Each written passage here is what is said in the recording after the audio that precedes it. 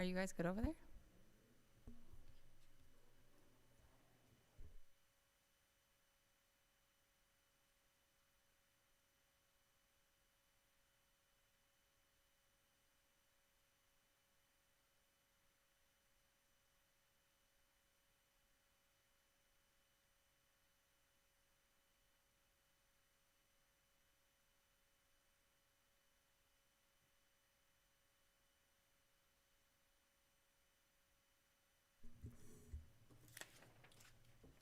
Are you guys good? Awesome. Okay.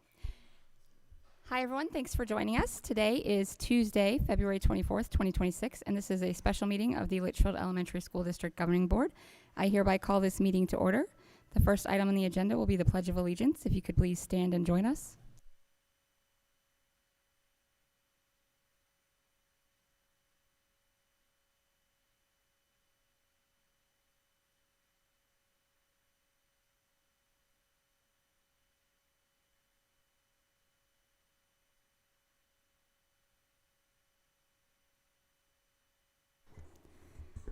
Thank you. Next, we will take a moment of silent reflection.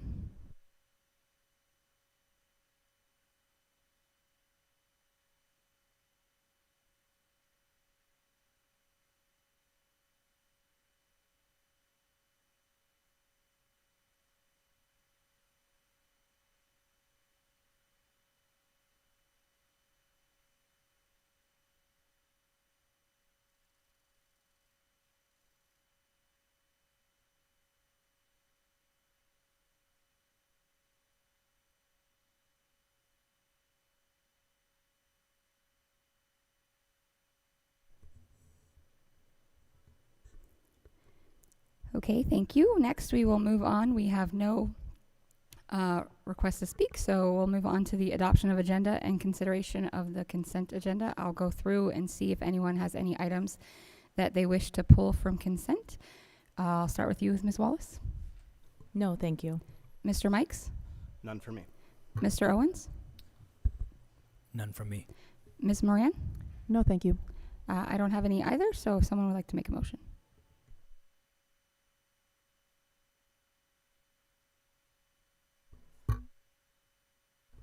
Move to adopt the agenda as presented as order of business and items approve the consent agenda as presented. I'll second. Having a motion for Mr. Mikes and a second for Mr. Owens, I'll call for the vote. Ms. Wallace? Yay. Mr. Mikes? Yay. Mr. Owens? Yay. Ms. Moran? Yay. I'm a yay. Motion passes.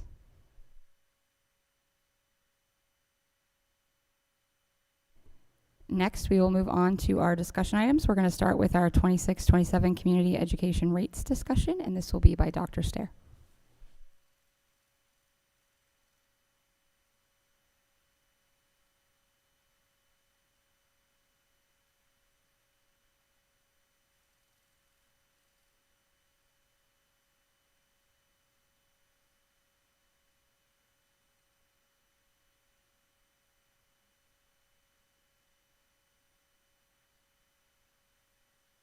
Hold on just a second. We need to get you a mic. Okay. Good. There we go. Can you hear me okay now? All right. Madam President, members of the Governing Board, I'm here tonight to talk about our tuition rates for next year and for your consideration.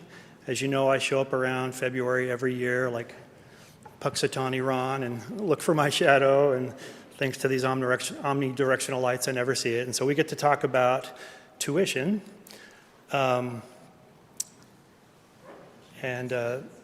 Portions of this came about, most of this came about after long discussions with Executive Director Michael Vaughn and everyone else who was involved in monitoring and assuring that our costs are not overrunning our income. So what we're recommending for the following school year is an increase of all typical preschool tuition by 5%, and typical being those classes that are in a mix of kids with IEPs and kids without IEPs. And so, and then realigning our peer mentor class, which is a class that is a mix of kids with IEPs and kids who don't have IEPs, to where we are, right now their tuition is well below the tuition of the other programs, and we are proposing that we realign their tuition with the other programs. Also increasing extended day tuition rates by 5% and no longer covering electronic transaction fees.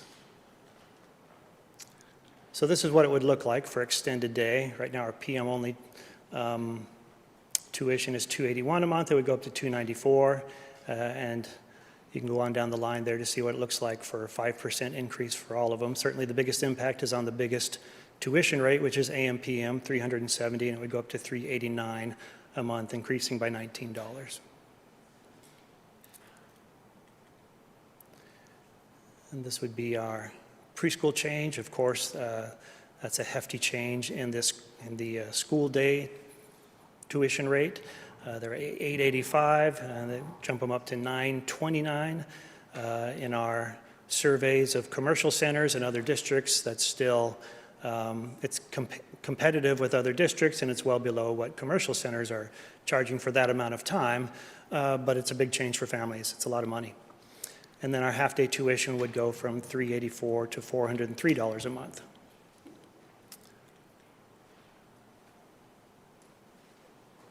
Let's see. There you go. This has to do with the peer mentor preschool class. That is a class that when it was first organized, the organizing principle is that we share the cost of it with the special ed. And so some of the staff are from special ed departments, some of the staff are ours, and then we discount the tuition quite a bit in order to incentivize kids going to that class, and they serve as the title indicates, peer mentors for the other kids, because we know that the best thing for all kids is to have examples of constructive play and constructive social relations. And so right now our current tuition is well below what anybody else around charges, and we charge even less for PM because when we first started the program we just couldn't get people to sign up for that afternoon session, and so we gave an additional discount for PM. The last couple years the PM tuition or the PM enrollment has been right even with AM, if not sometimes a little bit above, and so we're proposing that we give them the same rate and reduce the discount to just 10% under our regular rate. So they're still getting a discount for being part of that program, but right now we're losing a lot of money on that program. We're bringing in about half of what we actually spend. We knew when we started the program that it would never be profitable, but we also knew it was the best thing for kids, but we're just not in a position to take the kind of loss that we are on that program. Some contributing factors for the need to raise our tuition. One is that last year PM tuition was raised quite a bit because it was our most popular rate, and then there was a shift in how people utilize our programs. They started using cheaper minimum use, that's 8 days a month programs, drop-in programs. The use of those programs increased significantly. Also, our staffing costs have risen, partly due to additional hours on early release days, and then as you know, minimum wage just keeps going up and up and up, and we try to keep in step with that, and so it just gets more and more expensive every year to keep people employed. Also, our employee discounts have risen sharply since, I think it was about 3 years ago, we were directed to begin offering employee discounts to our free union high school district employees, and that now accounts for, I think it's about a third of all the, about a fourth of all the discounts that we give, and it's a lot of money.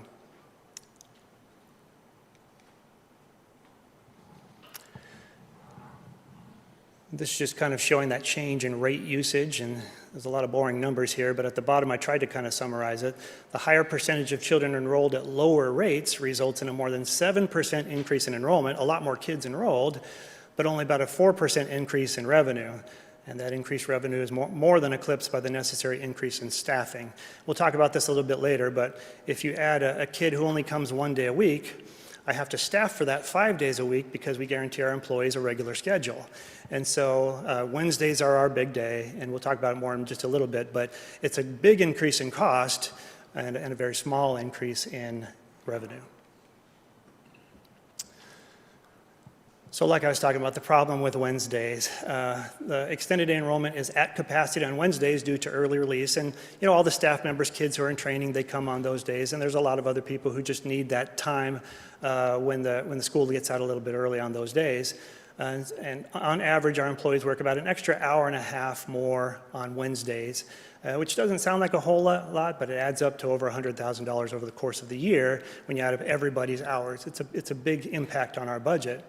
Employee work schedules are 5 days per week, leaving us overstaffed on light days. We have very few kids, for instance, on Friday afternoons. Friday afternoons are usually, by the time you hit 4:30, we're sitting there with 6 or 7 staff members and 4 or 5 kids. And so we, in our current structure, we can't staff lighter on those days.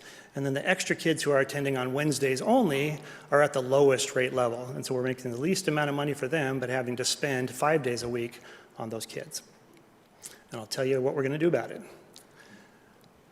I'll mention the discounts first. So this just a quick breakdown of how our discounts are floating out. This is just for the month of February, and this is about where it trends for the whole year. Since opening employee discounts in 2023, total discounts have risen by more than 20%, and you can see that right now 22% of all of our discounts go to our free employees. So these are some things we're doing. Number one, we've been working with Sandy Satterfield to work on some different staffing options. One is the creation of new work calendars that will allow for employees who work only on our heavy days, so Tuesday, Wednesday, Thursday. We're going to try that out. Our college kids want either Monday, Wednesday, Friday, or Tuesday, Thursday, but then we have high school kids who only want to work a day or two here and there, and so we feel that we can make that work. We can fill in on those heavy days and not have to staff as heavily on our light days, Mondays and Fridays. Also, we send out a notice of appointment to all of our employees every spring. All of our classified employees get those, and they always say a certain work schedule on them. And so this year, we're going to be doing that slightly different, where it'll say variable hours. Now, we don't want to cut our employees' hours so much that we lose all of our employees, but we want to be able to, once a week or so for each employee, send them home an hour or two early when we don't need them anymore, and that'll save actually quite a bit of money. It's a huge amount of money that would save, just being able to send one person home per site per day over the course of a year. We've reduced the number of refunds through our office this year by 33%. We'll continue that effort. Our policies that were in place favored people who left mid-month, and we would refund what was remaining. But our policy now that we've shared with parents since the beginning of the year is that we have to staff for the month. We're spending money even if your kid leaves, and so we don't refund that tuition that's left over through the end of the month anymore. And it's been a big difference in the amount of refunds that we're offering. If there's a legitimate reason for a refund, certainly we don't want to keep people's money if we shouldn't have it. But this was something that was costing us money. We're also proposing that we end the discount for our free union high school district employees. We're proposing that we change the usage policies for minimum use rates to allow for more strategic staff scheduling. In other words, instead of saying you can have a minimum use day whenever you want it and just tell us the day before, we can't staff for that. We can't schedule ahead of time for that. And so instead saying, well, minimum use is for Wednesdays. If you need an extra day other than Wednesday, you can tell us a week ahead of time, and that way we can staff for it. If we need an extra person there that day because we're going to have more kids, then we can schedule for that. Otherwise, we don't need to have extra people there, so that'll save us money.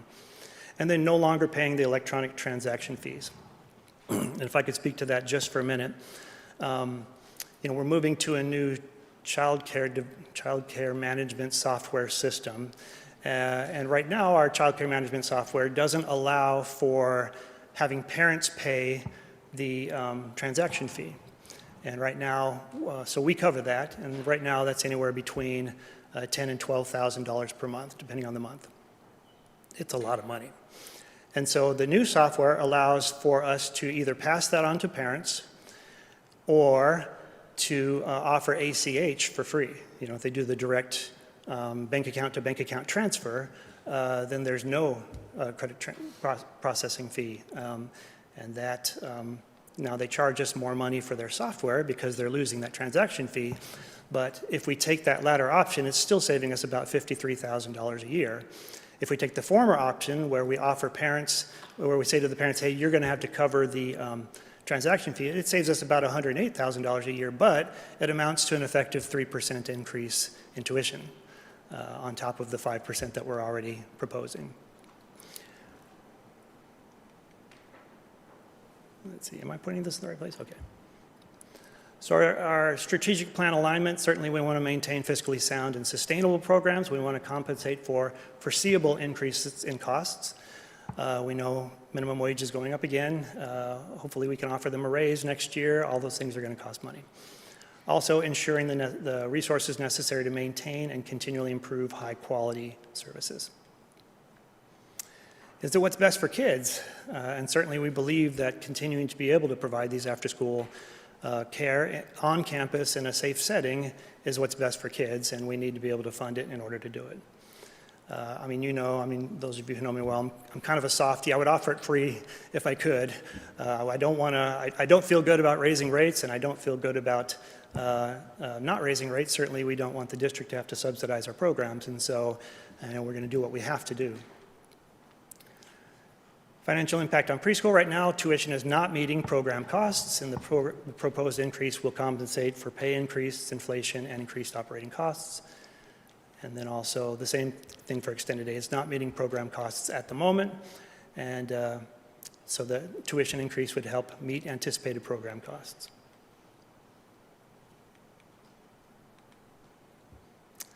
Right now there are, and this was a couple weeks ago, but currently 1,178 extended day kids taking advantage of our programs, 335 preschool children. Our preschool enrollment is open for next year now. It's been brisk so far. A couple of our programs are just about full already, and it opened yesterday. The general enrollment opened yesterday. And of course, current and prospective employees are affected by this. The new rates would take effect starting July 1st, 2026, July 31st, 2026. Any questions or comments? Ms. Wallace, did you have any questions or comments about this? Okay. I don't have any questions. I like the idea of changing work schedules. It seems to make the most sense to employ people on your heavier days and not have them there on Friday afternoon, and also having the option to send people home when your ratios support that. It seems like the most logical next step to balance that budget a little bit better for you. So that's my only comment. Thank you for mentioning that. And I'll just point out, if any of our employees are listening, we want to do that in the most equitable way possible. We don't want any person to feel like they're being singled out to have to go home when they need the money. And so the first question would always be, do you want to go home? And if someone's volunteering to go home, then of course we'd let them go. And then after that, there'd be a rank order where yesterday was your day, tomorrow's your turn, where nobody's getting it too much. Mr. Mikes? My comment is I appreciate the approach that you go about with everything and breaking down the data for us to see how it works. I was curious, what is your anticipated thought on how the messaging is rolled out as far as these increases and everything? Well, enrollment for preschool has already begun. And so we would simply send out a message to those parents saying, thank you for registering, here's the new rates. As far as extended day, we'd be working with San Juanes to make sure that we're presenting it in the most respectful way that we can and explaining the reason why we're having to raise the rates. All right, thank you. Mr. Owens? Yeah, I have a few questions. This, for a parent who has a child in an extended day and a child who's in private preschool, who we considered the option of, through LESD. The fees for the $929, that's per month, right? So when you charge, because it's charged. I looked at my statement. It's charged per month, right? It's not Right. So where I'm currently charged for private daycare, it's per week. So have you thought about going to a per week model to see what that would maybe change it? Do you know what I'm saying? Like, so I pay $365 a week at private daycare, which comes out to $1,460 if you do 4 full weeks, right? So we're so much cheaper, $929, even at the increased rate. But Right. I'm just wondering why they charge a weekly versus a monthly, and we don't maybe. Part of that is, and I don't want to disparage any commercial daycare, there's certainly many fine, wonderful commercial daycare centers out there, They're but more partly of a is, business. I'm sorry? Sorry, I'm thinking in my head and out loud. Yeah. Sorry. Yeah. They don't necessarily have the same qualifications that we have to hold people to. School districts are actually held to a higher standard through licensing, through DES, and through case law, to be honest, so that we actually have to hire people who have higher qualifications. Another is that they generally can have a more flexible staffing model, which is kind of what we're talking about today. In a lot of daycare centers, if they don't need someone, they just send them home, and they're not paying for people that they don't need. And so that's another factor there.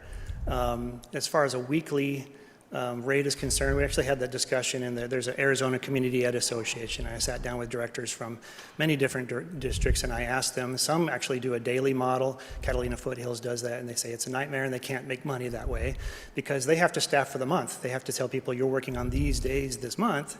But if people are pulling out for this day or that day, then their revenue actually decreases on a per month basis when they're paying per day.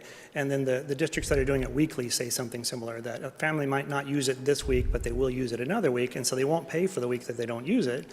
But again, we're having to staff for the entire month. We're putting out, because we're a school district, we're putting out a work calendar that says these are the days you'll work this year. And when we're guaranteeing them those days. And so, although certainly we're willing to look at the numbers and to see how that would float out, we would have to charge a higher weekly rate in order to make it level out so that we made the same amount or more per month. Correct. Yeah. So, Yeah. for example, I'm just in my head trying to make it sense. So, like, for example, if we want to disenroll our student, or we have to pay every week whether they go or not, Right. because that's their spot. We're paying for their spot. So if we say, hey, our kid's not coming next week, you still got to pay. Okay. If you don't want to pay, Right. next person in line. So if we have a wait list, right, like that might be, that's like, hey, you have to use it and pay for it or else you lose it. Right, yeah. So, but that's just, it definitely is still cheaper, the private preschool Sure. than, the LESD than private preschool.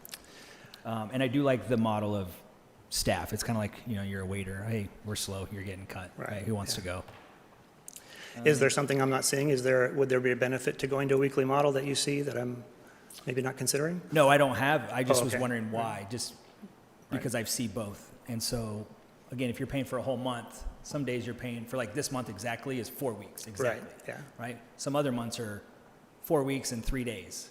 So that's what I'm saying. If you pay weekly or daily or whatever, you actually can charge more, I see. right? You can charge more days if you're not charging for the full month. Right. That's, I just wonder if the model looked at it, and it sounds like you had, so appreciate that. Thank you. Ms. Moran?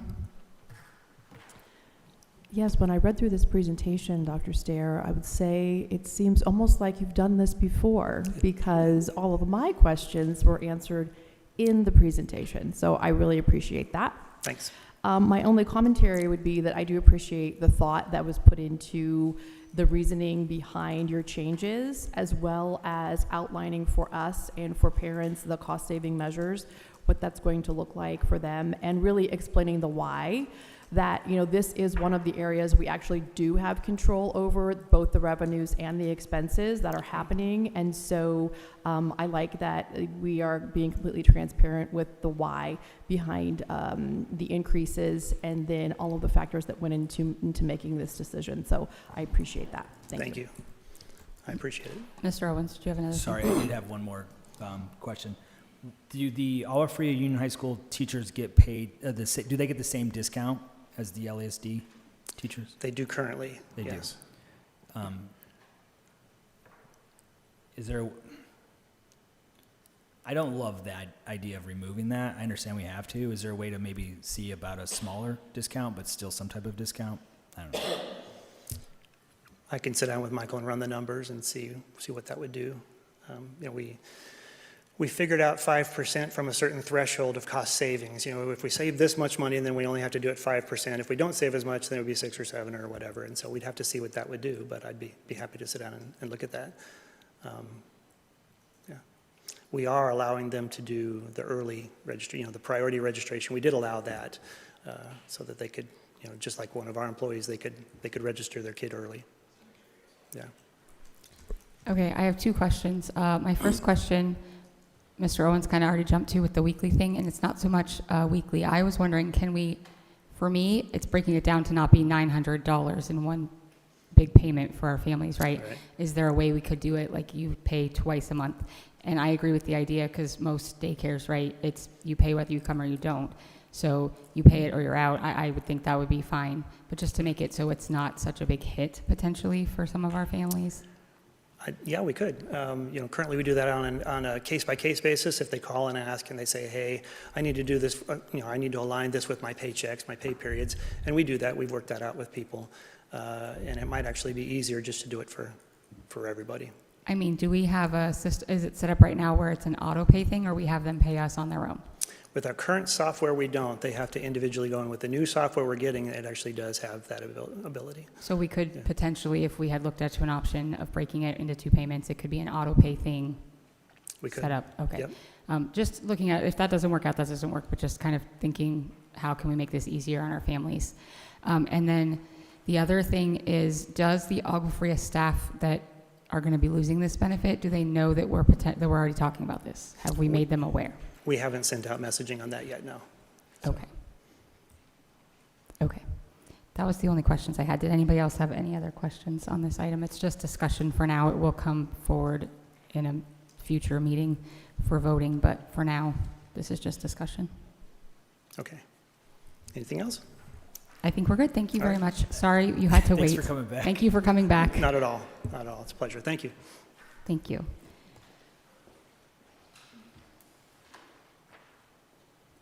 Okay. Moving on to the big topic of the night, our fiscal year 27 budget discussion, which is going to be led by CFO Vaughn, but Dr. Davidson would like to start us off tonight. Thank you, President Zeitem and members of the board, people in the audience and those online. Thank you for giving us the opportunity again to come before you tonight to discuss some different budget levers and some things that we may need to do to move us into next year. I just had some guiding principles. There's some things I wrote down for us to consider tonight. One, we know that we have to reduce our annual spend, that we know that cuts are needed to be made.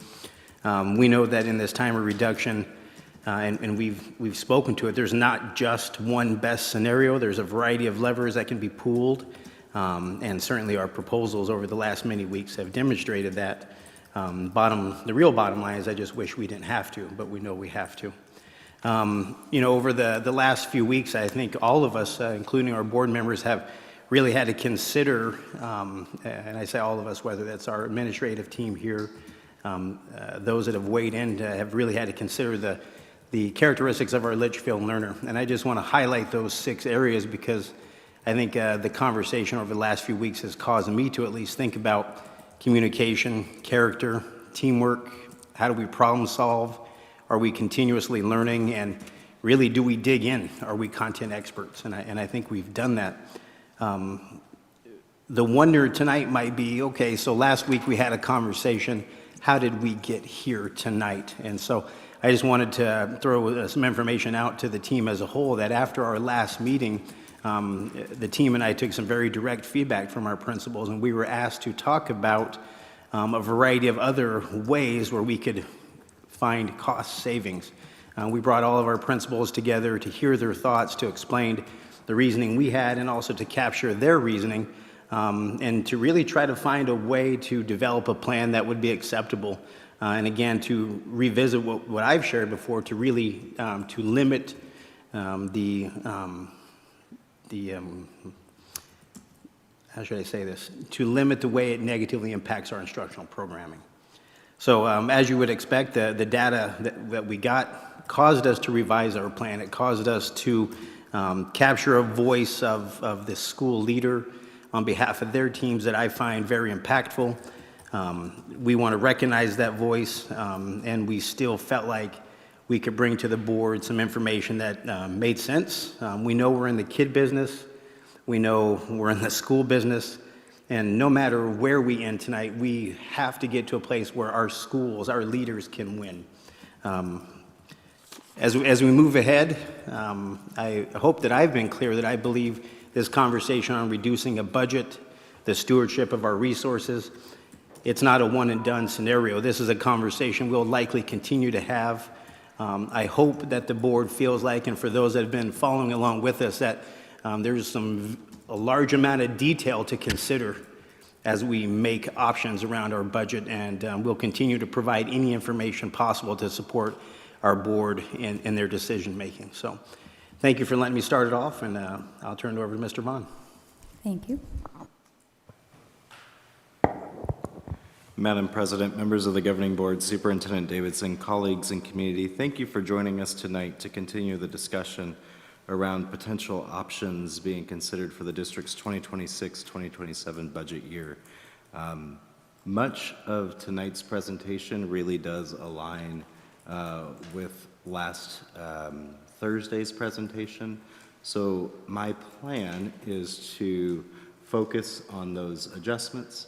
And then we did have a request to allow the governing board to dig into class size proposals utilizing the model that we've been using behind the scenes. So I do have that model tonight to allow us to look at that in real time as well.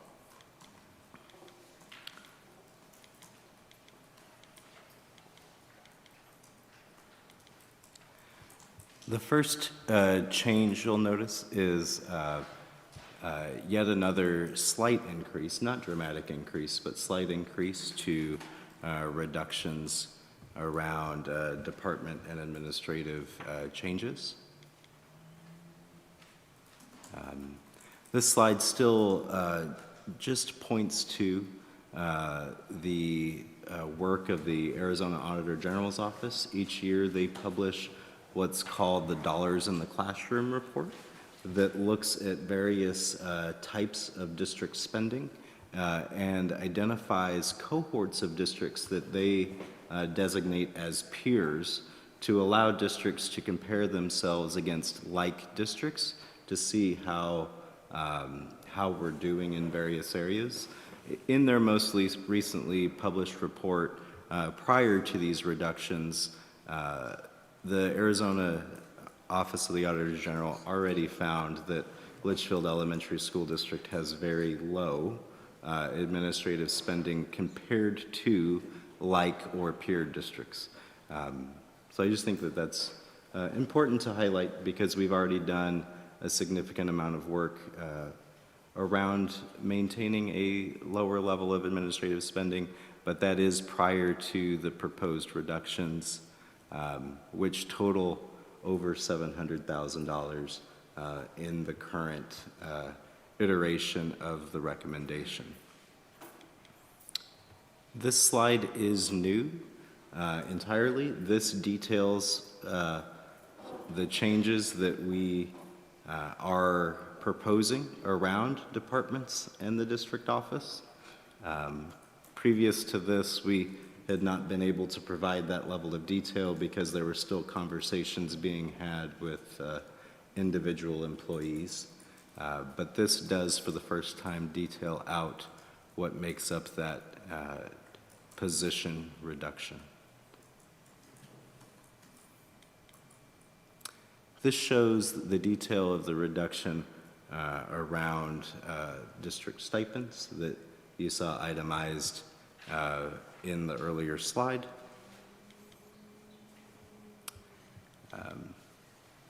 And then we will see a slight change here. This is simply because I recalculated the cost of the minimum wage adjustment against a 1.5% increase. The reason the cost of the minimum wage adjustment does go up, considering a 1.5% increase, is more staff members would have to be adjusted than under a 2% scenario because there were a small number of employees that a 2% scenario was more beneficial to them than the proposed adjustment. So under a 2% raise scenario, the cost of the minimum wage adjustment is $101,000. Under a 1.5% raise scenario, the cost of the minimum wage adjustment is $125,000. So not a super significant difference, but one that I wanted to bring some level of attention to.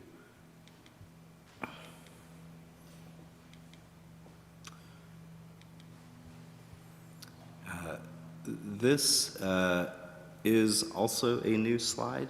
So this demonstrates a new potential proposal around class size and truly looks at what a one student increase across the board in target class size with tightening, what that looks like. On all of these class size slides, I did add an additional column just to provide an additional piece of information for sake of conversation. That column is the beginning of the year smallest class size. So if you look at the columns on the rightmost side of the slide, it goes smallest beginning of the year class size, average, and then largest. So what that's truly giving you is, based on applying this standard, what is the range of class sizes that we would expect to see in that grade across the district? In a little while, when we look at the model, we'll be able to see how that fared across the various schools. The other class size slides were only updated in the sense of I added in that column for comparability's sake, but otherwise they were not adjusted.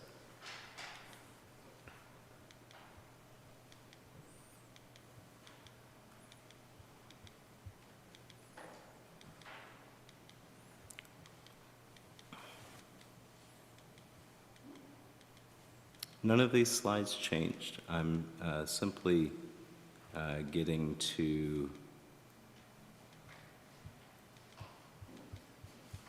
the administrative recommendation. So this shows an updated administrative recommendation that includes increasing class size for one in each grade, maintaining additional support target at 3 above that class size target, which in the previous slide was denoted as the administrative recommendation, to maintain certified support staffing standards to what it currently is, implement a 1.5% raise with a minimum wage adjustment, maintain full-day kinder, and implement all other cuts as discussed. Similar to last week, this just models out what that looks like from a savings perspective, and you can see the total there at the bottom.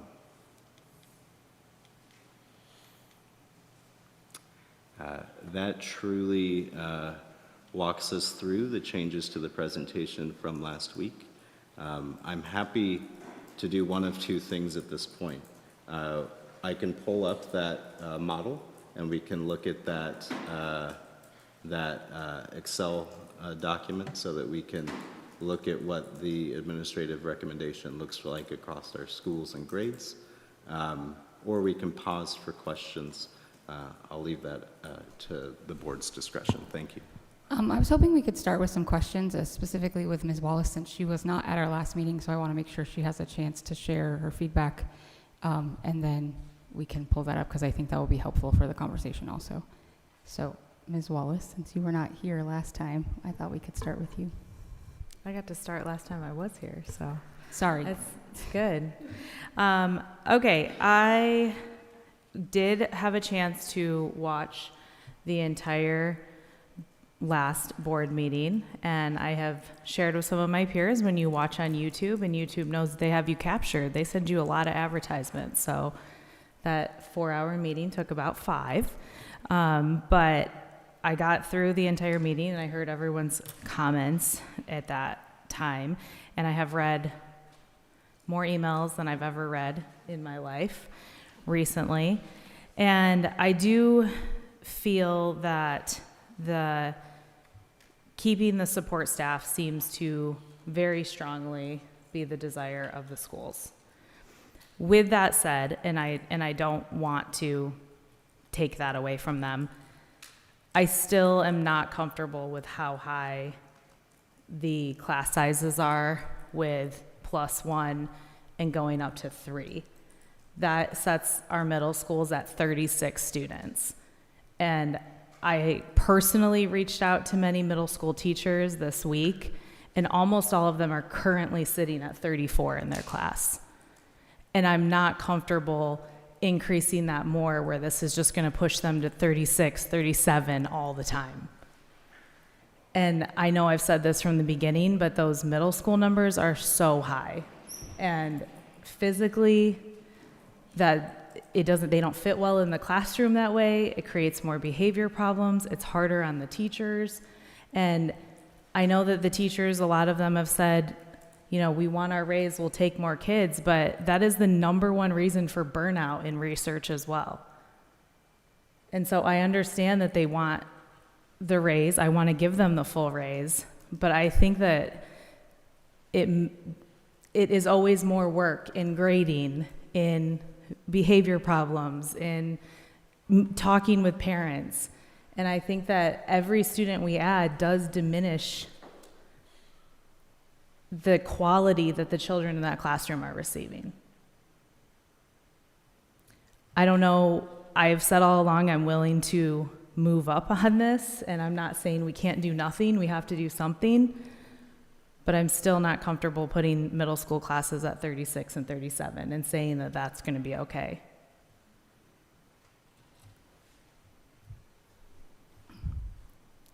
Because my point is they're not going to even consider something additional until it's 37. So they're going to sit at 37 until it's additional.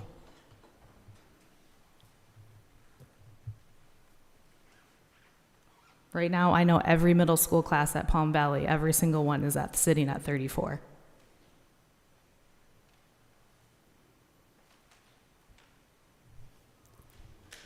Mr. Vaughn, do you want to pull up the class thing? I think now might be a good time for that, so that we can see what that would actually look like for the campuses.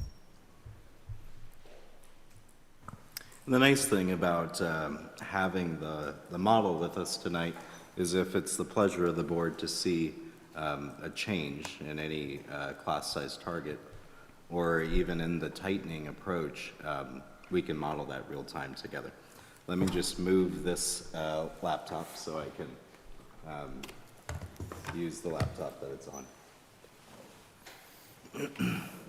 Can I ask a clarifying question?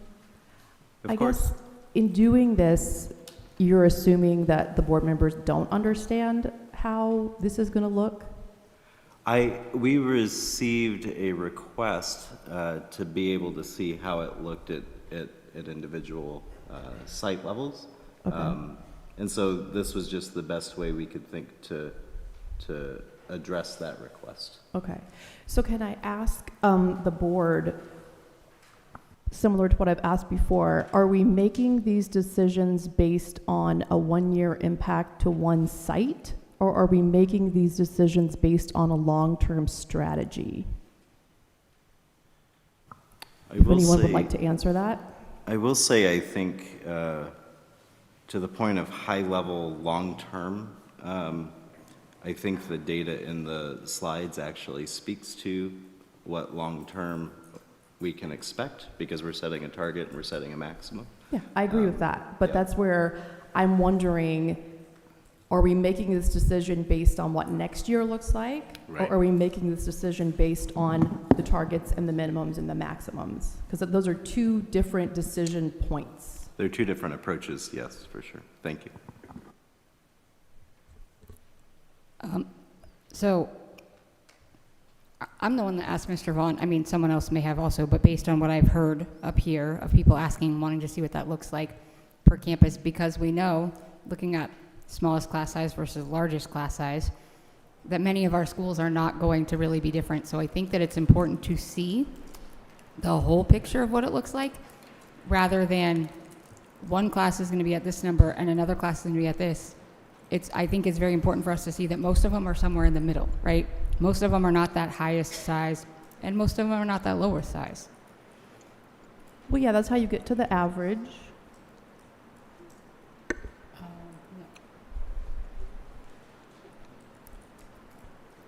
It had just been brought up by other board members that they wanted to kind of see what it looked like per campus.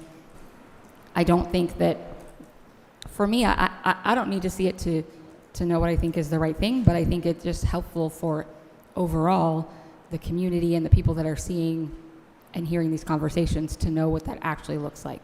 It's not just about what it looks like next year, but yes, that's a number we can look at for right now to see what that is overall. Madam President, if you don't mind, I could ask Mr. Vaughn, please, to demonstrate what it would look like at a smaller school, and potentially at a middle school, a standalone middle school, then also a K-8, just so the board could see what that looks like, and if that is helpful. Yes. So what we're seeing in front of us here, how this model operates is we set targets. That's what you're seeing here. So what I have plugged in is the current administrative recommendation. We then roll forward the students from this year to next. And what I mean by that is we progress them a grade. And then to see what the difference would look like, on this tab, we look at current homeroom gen ed teachers. There's formulas that, based on the targets and the number of students in each grade, you see the number of teachers it supports. And then down here, I actually think this is what's going to speak most closely.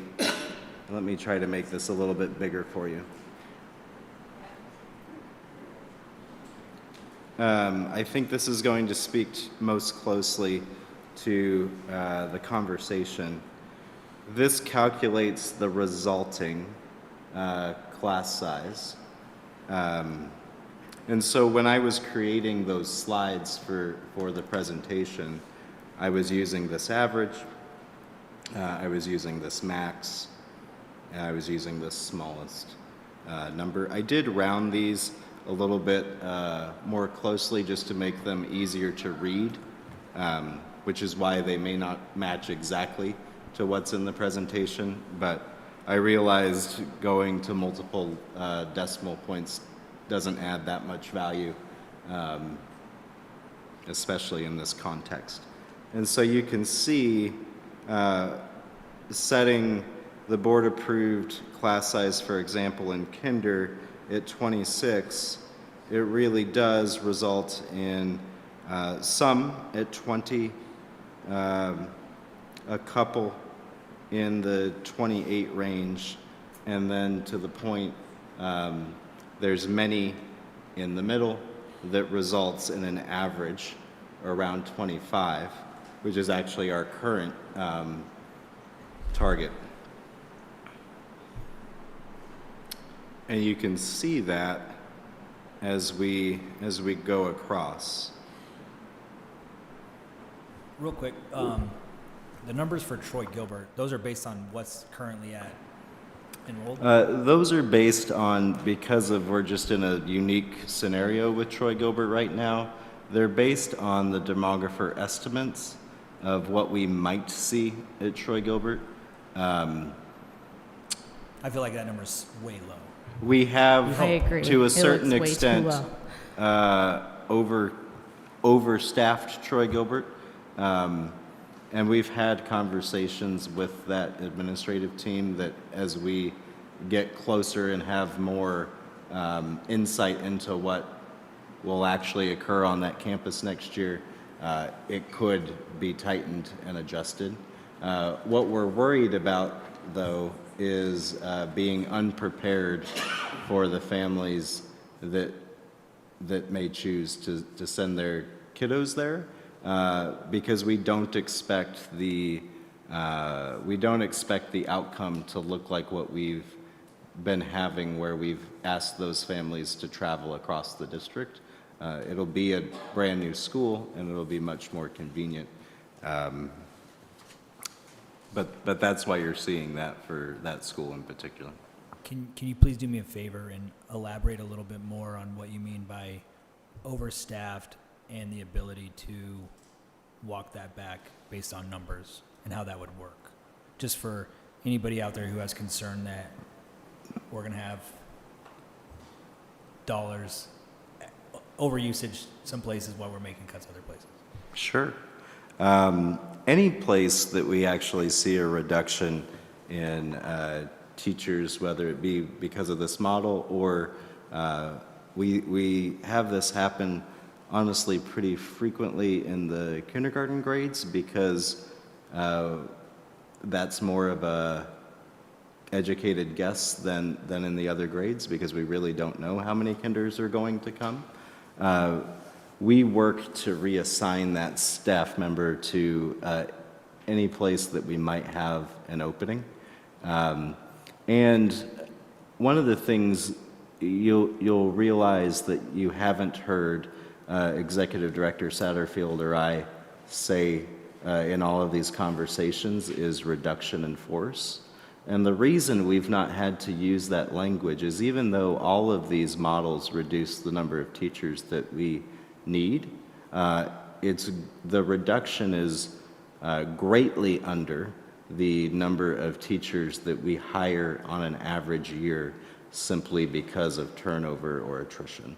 And so we would be utilizing a similar approach to that. Executive Director Satterfield, do you want to add anything to that? I know you actually just very recently had those conversations at that location. Madam President, members of the Governing Board, thank you for the opportunity to speak to this. So I have had the conversations along with Mr. Jenke with the employees that we know may be more likely to be impacted, and that would be our middle school teachers, because we don't know what's coming there. So we talked to them about what the process would be and how soon we would let them know, which as soon as we know. And then the process is, from an HR perspective, is we will work diligently with each one of them to find a placement that is acceptable to them. We will look at their credentials, their years of experience, and all of the things, because our goal is, Dr. Davidson has directed me that we want to retain our staff, which is something we always want to do.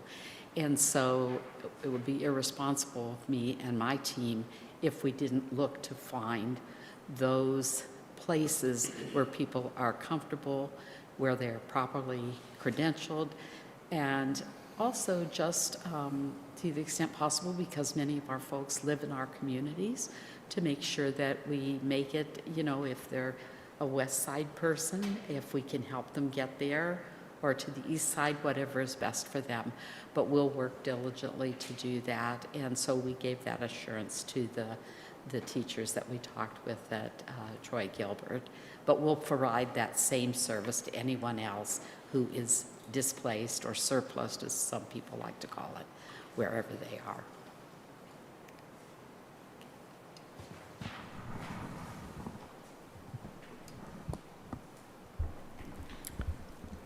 I'm happy to talk more in detail about any of these numbers, but I don't actually have more to share than what you see. I do think, to Board President Zeidema's point, this should show you that there really does become a range, and they do calculate to that average.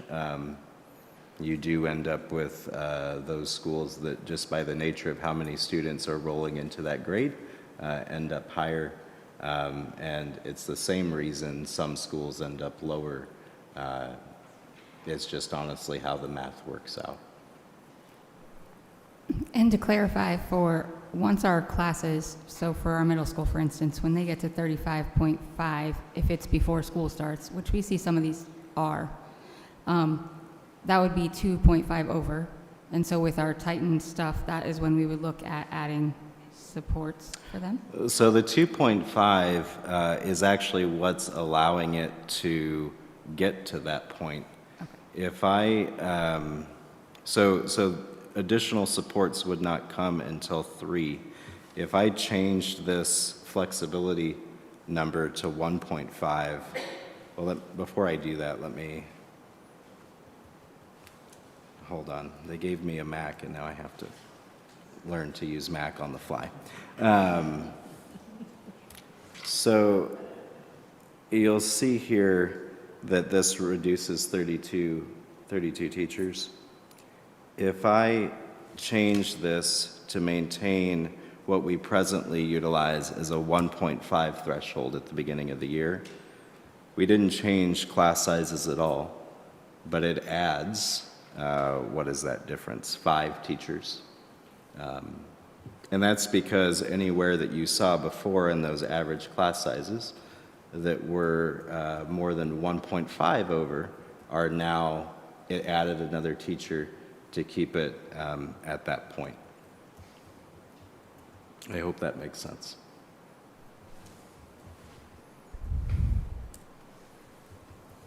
Okay. Ms. Wallace, did you have any more questions regarding this stuff while he has this up here? No, I think that, honestly, I like this, being able to see this. I love your Excel spreadsheets that change everything so quickly for us. Again, I feel more comfortable with having that added 2 instead of the 3, personally, because we all know this doesn't happen overnight. We don't hit those numbers and tomorrow there's support. So these teachers are going to go a month or more before something kicks into place to help when these classrooms are sitting at 37. And that just makes me feel very uncomfortable. If it would be the pleasure of the board, I could, I mean, we've seen how quickly this updates, right? I could model if we did no increase in middle school class sizes, if middle school is the primary point of concern. Yes, if you could show that.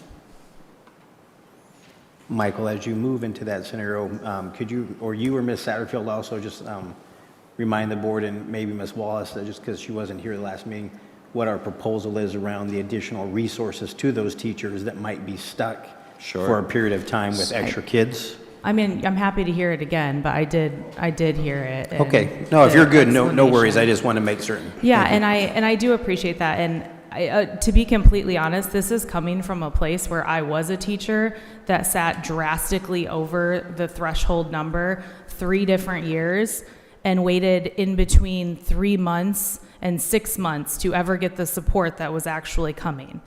And that was not and I don't mean that you're not willing to give it. I mean, there's not candidates available. There's not people to fill those positions at that time. And that happens. And I know the reality of that. Even though I'm not in any way questioning your integrity to do it, I just question putting ourselves in a position where that's, even if we want to do it, it's just not happening. So this already shows the impact of the reduction if we maintain middle schools at where they presently are. So previously, this $840,000 of additional savings over no change in class size was 1.2. I can't do that mental math in my head, but it's a couple $100,000.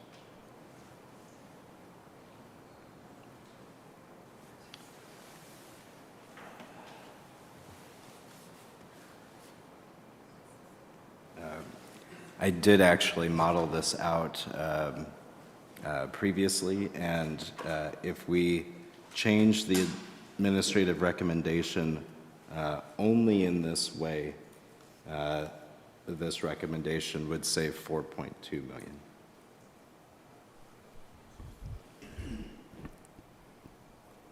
What are your thoughts on that, Ms. Wallace? I am much more comfortable with that, and I feel like in this scenario, we can still keep our FTE at the same, we can keep the raise at the 1.5 that is recommended, and I would be comfortable there. Again, I know no one wants to make any of these decisions, but that is the area that has woken me up in the middle of the night that I can't let go of the reality of how I feel about this. Okay, Mr. Mikes, how about you? Well, I definitely like seeing things come down in the numbers. I'm not a fan of moving up numbers at all, or I should say nobody's a fan of doing that for class sizes, but you know, we're also playing around with some projections of stuff and trying to figure out what Troy Gilbert's going to be, and you know, I'm just concerned about the top for all of the grade levels. When once again I keep on going and I look back and say we already have targets and support targets in place right now that we're struggling to schedule to, that I'm trying to figure out why this would be any different. And if it is different, at some point I sit back and we're playing with these numbers as far as, you know, what it changes, and I say, okay, additional 840,000, and then that takes us to 4.2 million in savings, and then, you know, keeps us from having to dig too far into reserves. And then I start sitting back going, you know, what's the point of our reserves that we have to balance out some of these drastic changes? I mean, we're playing, you know, I feel like this shift with class sizes is kind of playing with fire right now because of the school shift that we have. We have the, you know, the expansions of the K-8 school.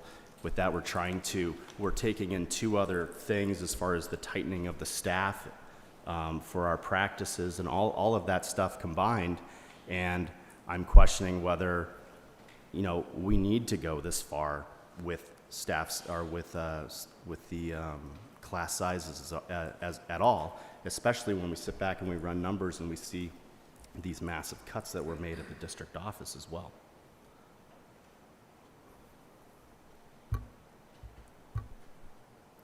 Mr. Owens? Can you do me a favor and go back to the breakdown where it shows each school? Thank you. No, yeah, I just need to scroll down. perfect. So the only thing that would have changed is our middle school. Are you, so, can you remind me, what's I think it's on the slide. How much do we get per pupil? 14,000, 11,000? No. We get about $5,113 per weighted pupil. Yeah. Luckily, Hayes asked me that question before the board meeting, so I still have it stuck in my head. You just have that memorized off the top of your head. We know. I was just thinking if, obviously, we're all speculating and how many more students at Troy Gilbert, right? Because every student that's below the minimum class size that we add is additional revenue that's not costing us any more money, right? So if that kindergarten class is 17, if it's 23, it stays under. That is the strategic role of open enrollment that you've heard me talk about before. So when we staff at these numbers and we truly roll the kids in them, that's when we then see how many open seats we have. And this does give an estimate of that. And those are the seats that we can offer to students who may not be boundaried for that school, but may have a desire to attend that school. And that is why open enrollment is a strategic opportunity for us, because it gives us some level of opportunity to bring in revenue and fill those classrooms and capture those dollars to allow us to support other, I wouldn't say additional supports at our schools, but they're a significant part of what allows our current budget to work. About 10% of our current student enrollment is out of district open enrollment. Sadly, we would be having a much more drastic conversation if we did not utilize open enrollment in that strategic fashion. Got it. The reason I'm thinking of it, just because I like the model of not reducing the middle school number, just again for a lot of the reasons that Board Member Wallace brought up, and so that's a $360,000 swing. Yep. And when you're looking at how to make that up, again, that's the problem. We're all dealing with projections and forecasts. We don't have solids. I personally think Troy Gilbert will be more well attended than these numbers, which will help. But yeah, I don't really have any questions other than that. I like this. Thank you for doing this. I think it helps with just understanding, right? Like some schools are well below the average. It just varies so much per grade, which is interesting. Yeah. And sadly, that's just how the math works. You know, if we picked on a number and said, well, what happens if we reduced a teacher or increased a teacher, what you would see is in those places that we have low class sizes, if you decreased a teacher, it would be dramatically higher than what we've stated we're willing to accept. That's actually how the formulas in this spreadsheet work to figure out how many teachers we should start with. And we actually, you'll see here how this says staffed class size and review. This has always been how Executive Director Satterfield and I do staffing each year. And so we truly use this to make sure, does this pass a review? Does it make sense? I mean, yes, it's calculated correctly because it's all formulas and it is calculated consistently, but does it make sense? And so that's what you're getting to see. Got it. Yeah. So based on the information I've received, based on the feedback I've received, I do understand. I've gotten some parental feedback about class sizes, talked to principals at multiple campuses. I feel like the administrative recommendation as is, with potentially the option of the adjustment for the middle school, is, in my opinion, the ideal play here. Ms. Moran? Yeah, I mean, I understand how the math is mathing. Yeah, so I get that part. I guess my feedback on the district administrative recommendation is that I feel like we don't have a strategy. To go from one extreme to the other in the recommendation in a 48-hour time frame tells me this is not a measured, thought-out approach. This is a we need to get to a number approach. So for me, I'm definitely not comfortable with the 1.26, and mostly because it's not concrete. And we know that. We've said that over and over again. It's not a concrete number. The 840 is not a concrete number. So partly because I do this for a living, I want to make decisions based on concrete numbers. And if I have a number that's not concrete, I want that number to be as small as possible.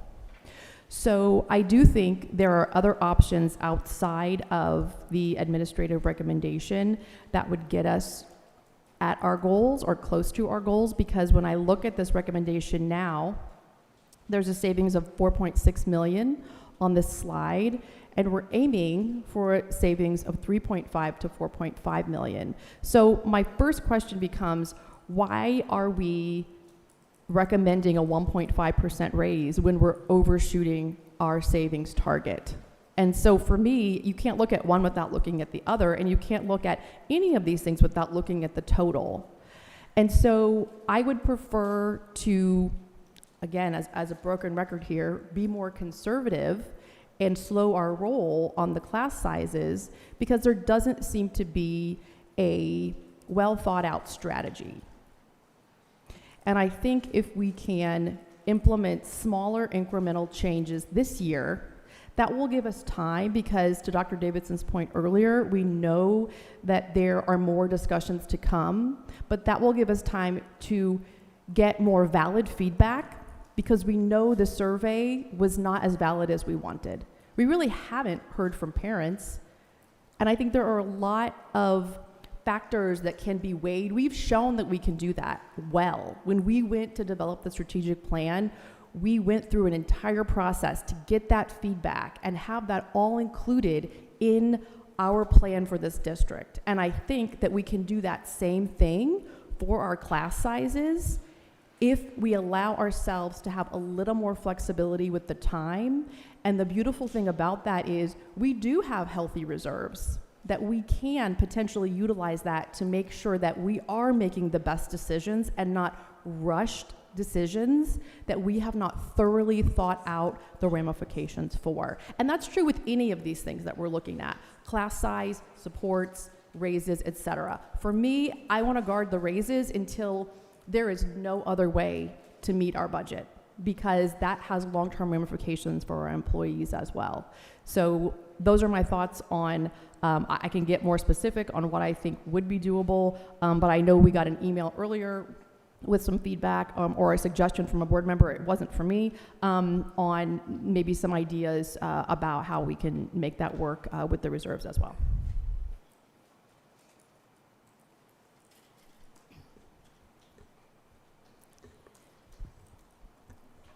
Okay, so I would be comfortable with what the district is recommending, and I appreciate that you guys took time to get feedback from the principals when they came to you, Dr. Davidson, on Friday and said, we want to talk. You made it happen, and you met with all of them, and I think that's fantastic that you did that, because that tells them that what they have to say and what they are seeing in their campuses matters. So I appreciate that you took all of that feedback and then worked with your team to come up with a recommendation that's based on that feedback that comes from their staff. And we have heard from a couple of principals now that have talked about how much they appreciate that you were listening to them and to their feedback. I would be okay with not changing middle,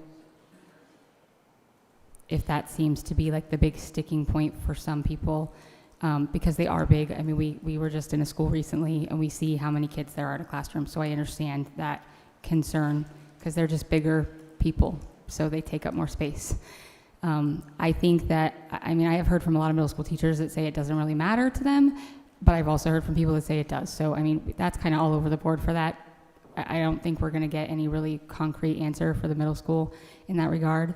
But if we didn't change that, we would still be able to hit our target number we're looking at. But I'm not uncomfortable with the number being at 4.6 because of the fact that a lot of these are projections and we're not sure what they are. And so that helps us to make sure that we're getting to a number we need to be at in case some of these don't work out. The other thing is that we've kind of been talking about this and taking steps along the way already for the last couple of years and making changes. So while I appreciate the idea of baby step, baby step, baby step, one of the things we keep thinking is maybe enrollment's going to start coming back up, and it's not. So the reality is we are where we are now, and we can't keep hoping that enrollment numbers are going to come up and make decisions based on that. I think that we have to plan for what we know and hope for the best for next year, and that our numbers do go up, and that we go out and we get a marketing firm that's going to help us with enrollment, and numbers are going to be way higher, and then we're having a very different conversation next year. That is my hope, but we still have to plan like that's not happening. So I think that this has been a very hard process for a lot of people to go through, and also a lot of feedback I've gotten from people is that they don't want to feel like this every single year. So if there's a way that we can minimize next year, because we've already been trying to make it slower, do what we can. We do have healthy reserves, and we have been using those, and we still have them, but we're going to run out of them if we keep taking these tiny baby steps. So I think that it would be better to make a bigger move now and have it be not such a big adjustment next year when we have to talk about this again, because of the fact that I am thinking long term, and I am thinking about our staff and how they're going to feel dealing with this every single year. So with that, I would support what the district recommends, but I would also be okay if we wanted to not increase the numbers for middle school. I do think it's possible to keep the 2% raise also, as an idea. Did anybody else have any?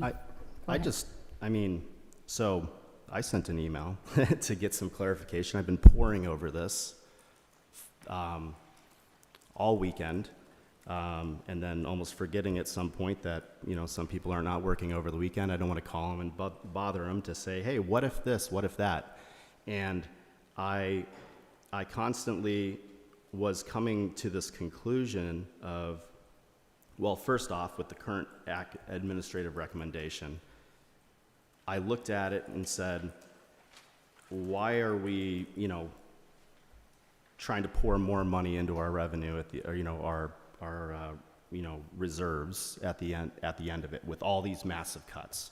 And I said to myself, why are we going so far with this? And of course, I know we're going down the projection model and seeing what it looks like.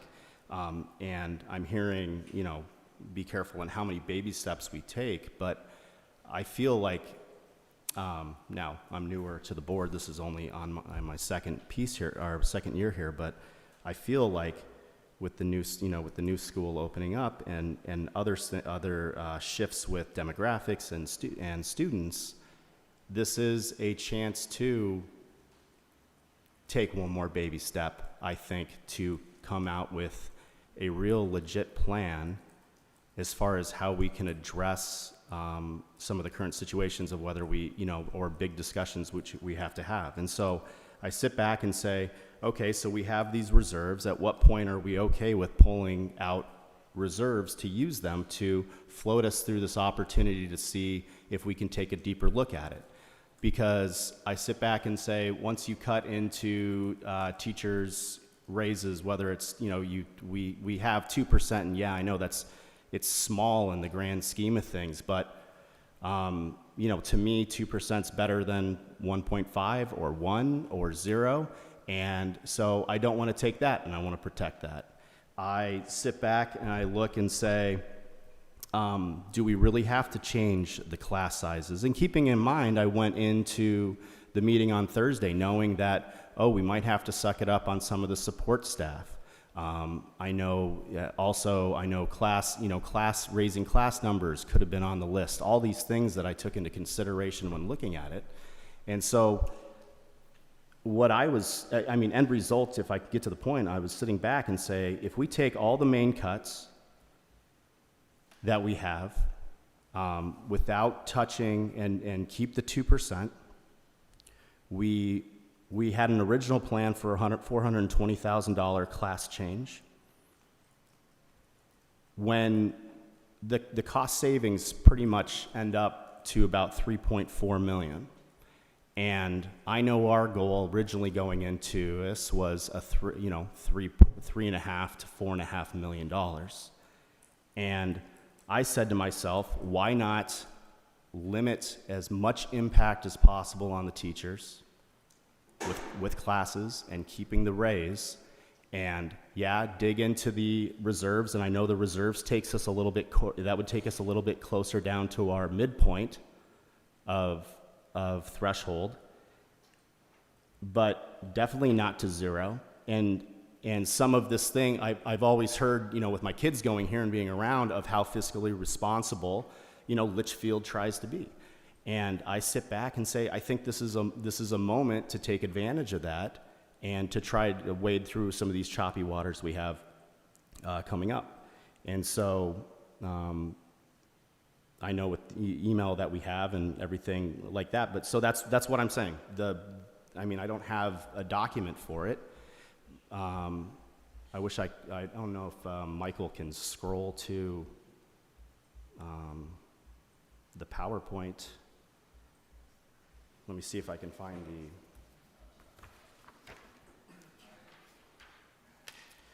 yeah, if you go to slide 45. Yeah, sorry, Michael, you're switching.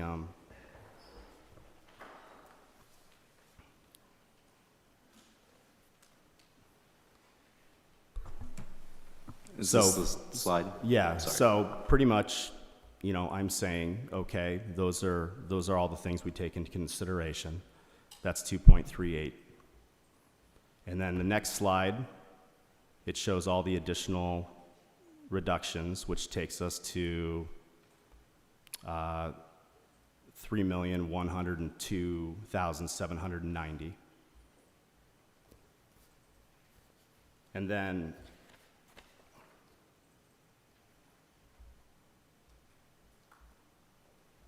if we implement on a previous presentation, there was the $420,000 option, which I wish I could. Do you want me to go to that slide? It is still in this one as Yeah, well. that'd be great. If you All go right. to that, that's where I'm talking about where that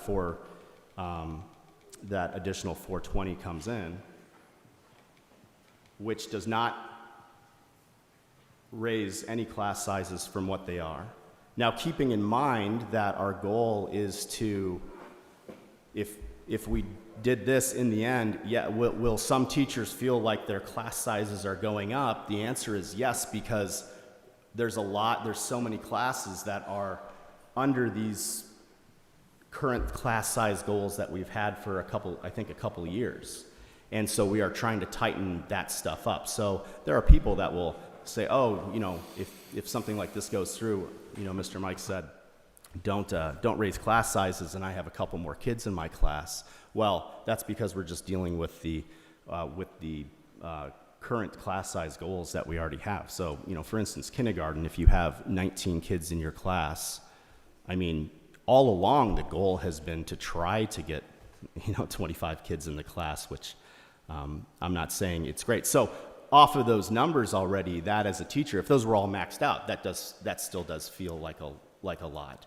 And that's where, when I made the statement about playing with fire, as far as adding one, well, you add one, and then there's 3 more added onto that trigger of when that happens.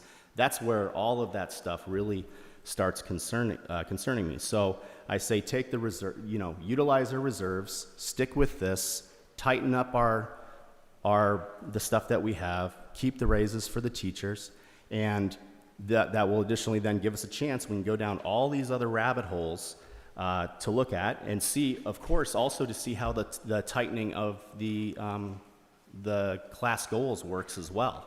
Because also, yes, I do understand that's working off of forecasts and projections.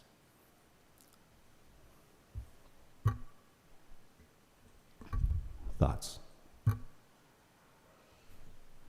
I see all your notes sitting here. I appreciate all the work you've done and all that math. He's got notebooks here. Let me say one more thing. There's also the with or without sped revenue stuff that we talk about. And that number has always been whether or not through all the different funding mechanisms and how we have our kids, it's $1,176,000. So there is that question of course up in the air. You'll see all the models that we have run of going, this is with sped revenue and this is without it. So yeah, there is that point, and I guess what I'm saying is if we had to worst case scenario without sped revenue,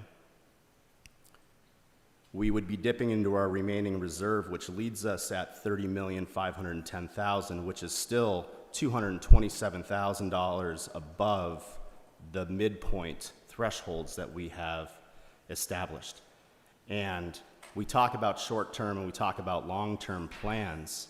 To me, I feel like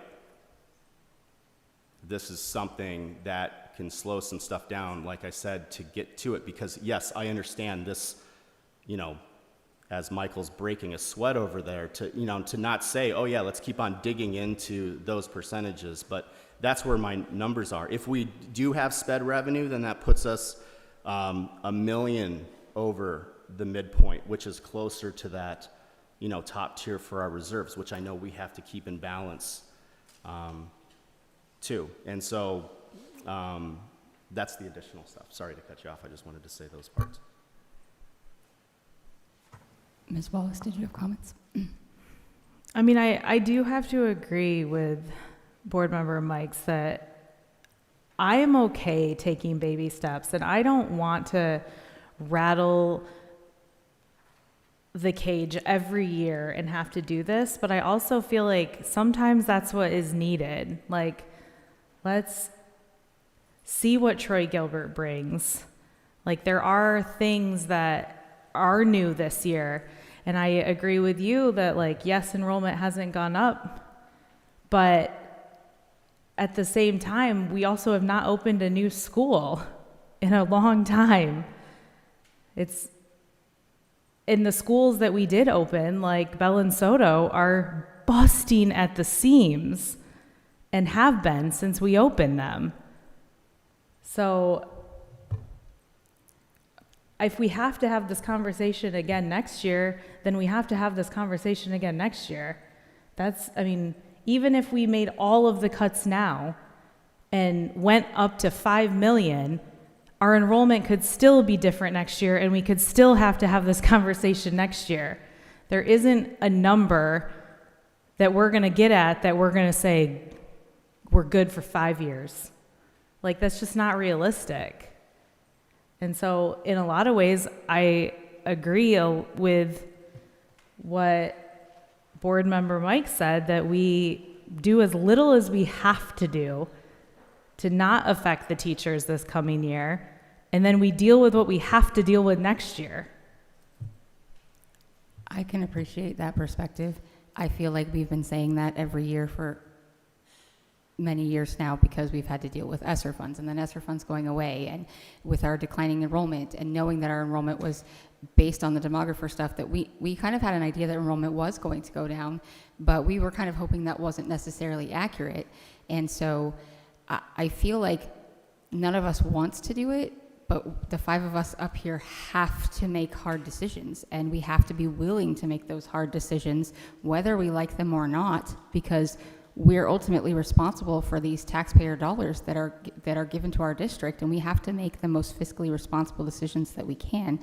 And I don't want to do any of these things, but I know that this has been a very difficult time on a lot of our staff, and if we don't make any major adjustments this year, then we're going to be looking at even more major adjustments next year based on the projections that we've been given, which Michael's stuff has been pretty accurate, actually. So, I mean, we're not anywhere different than we really thought we were going to be right now, other than we didn't want to make these cuts last year or the year before. And so here we are, and we have the ability to make some changes in a way that is not going to drastically impact student success. It is going to allow the teachers to have the supports that they need in order to help their students be successful. And so I think that we just have to be thinking about what is the best financial decision that we can make that also doesn't harm our students. And I don't think that putting this off another year is the best plan. We keep doing that. We have to, at some point, pull the Band-Aid off and say we have to do what we have to do. But our reserves are still within the right limit. Like, we're not getting ourselves into a position where our reserves aren't where they can be. We had this conversation back in September, October, November, where we talked about, when we talked about our reserves, like, are we spending our reserves enough that we are doing everything we can? And I think this conversation points to the fact that this is maybe where we use them. And additionally to the point as well, I just want to say that we still have options. That's what I'm saying. We have we have options. I mean, if we're at, we're talking about negotiating on something, of course, okay, we're at $1 million difference right now between whether it's 3.4 and keeping the 2% raise, don't touch any class sizes. Of course, we're in that position too, just a reminder, because of massive cuts that were made at the district office as well.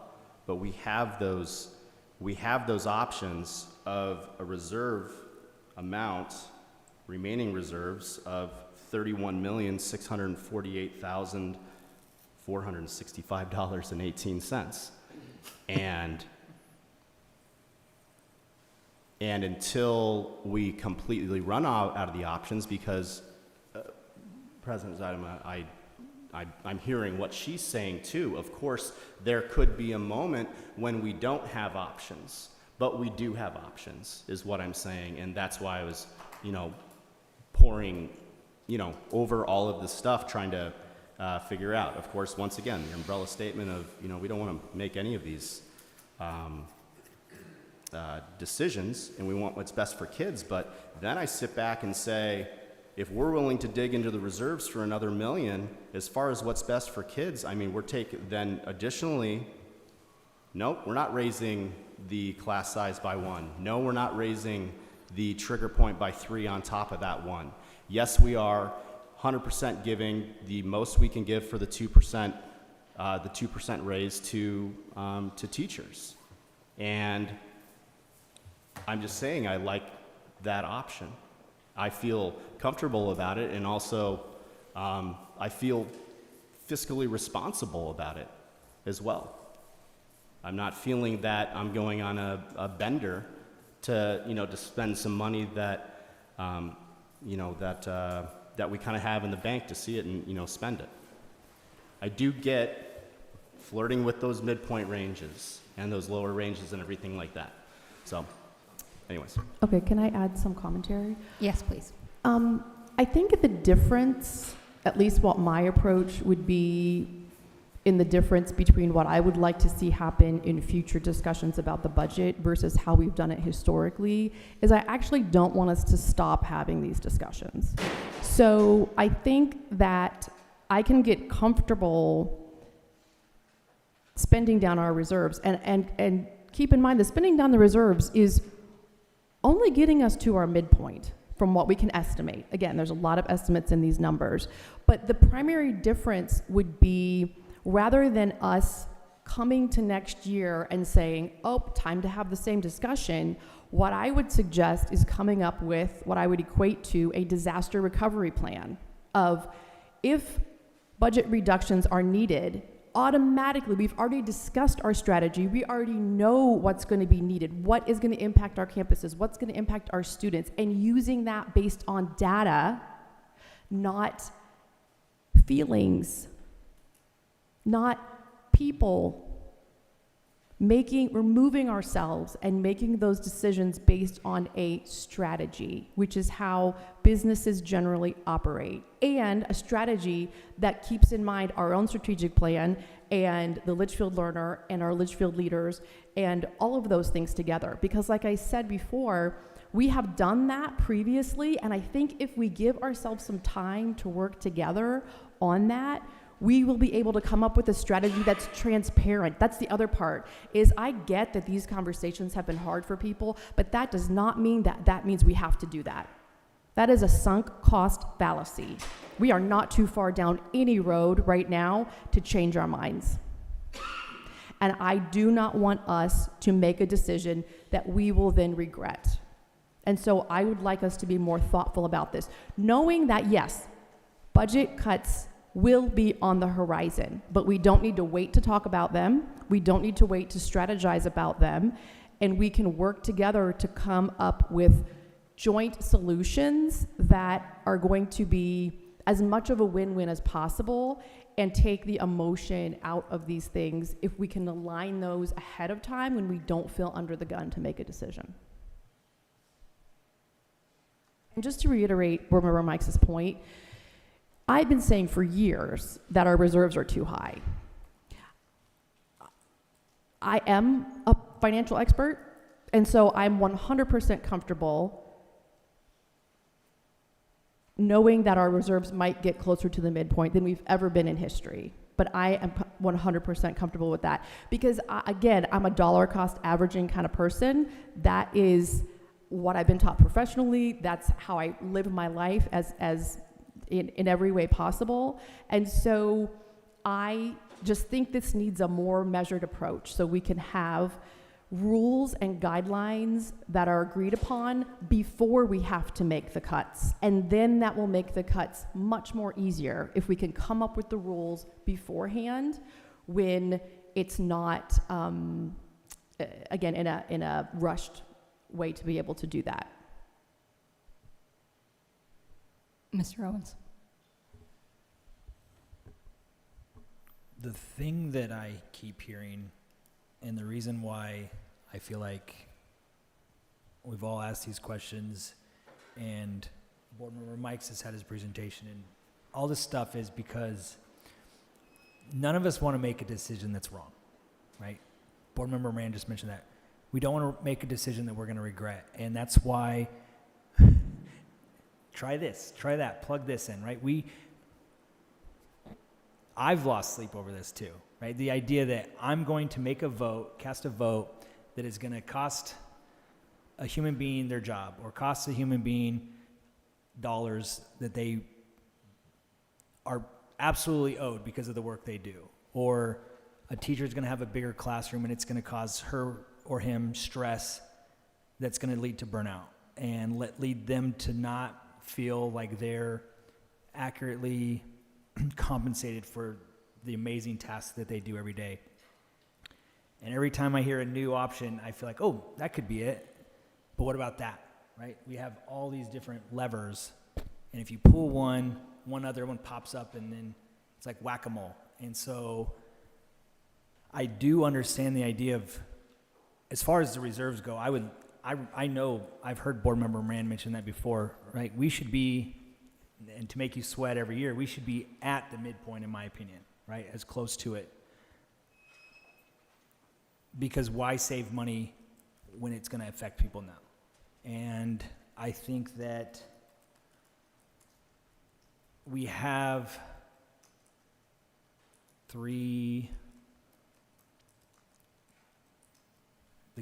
not guaranteed, but quantifiable dollars that we can save with a smaller pool of a lever or maybe a different lever. I still think that what Board Member Zeidema mentioned about, pulling the class size lever, that's an adjustment, that's an estimate. You sometimes might have to pull a bigger lever, a 720,000 to get to 400 if we're wrong. So I honestly don't know what to do right now, other than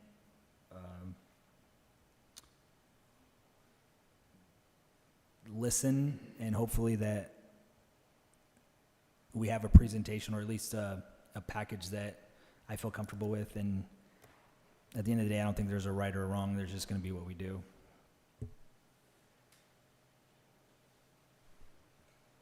Ms. Wallace, Mr. Mikes, do you have any more comments on this? The one last thing I want to say is to the optics piece, as we're going down and trying to bring kids and parents into our district to trust, say, hey, come here. The further out I can push the idea of, hey, come to Litchfield, we just raised our class sizes and we decreased our teachers' raise, if I can keep from that on top of it as we're trying to figure out these plans of how to bring it in, that's additionally one other thought as far as when we talk about where we're comfortable with things and why we're doing that. That's the other piece. And of course, I'm not saying a day's not going to come to where we have to talk about it. But like I said, I just wanted to mention the optics piece, and then also that's one other piece that I looked at when I was trying to figure out where I'm there and where and why to dig into those reserves. I'd like to clarify that I did not want to change the raises. That came about when we discussed last time the possibly not having to change middle school. But even with not changing middle school, with some of the other things that they found and how they've shored up some more money from the district office, it looks like we could still keep their 2% raise. But saying we're decreasing their raise, that's not really fair, because it is them getting more money, and not everywhere across this country are people getting raises. I want to give our teachers the 2% raise that we have done typically every year, and I think that's I wish we could give them more. But I also think that we wouldn't be saying we're decreasing their raises. It's not like we're cutting their pay. Okay, I'm good with the semantics on that. I appreciate you cleaning that up. You know, so yes, I agree with that. Ms. Wallace, did you have anything else? Can we have a reason from you guys on why we shouldn't go into the reserves and why we shouldn't be at a midpoint?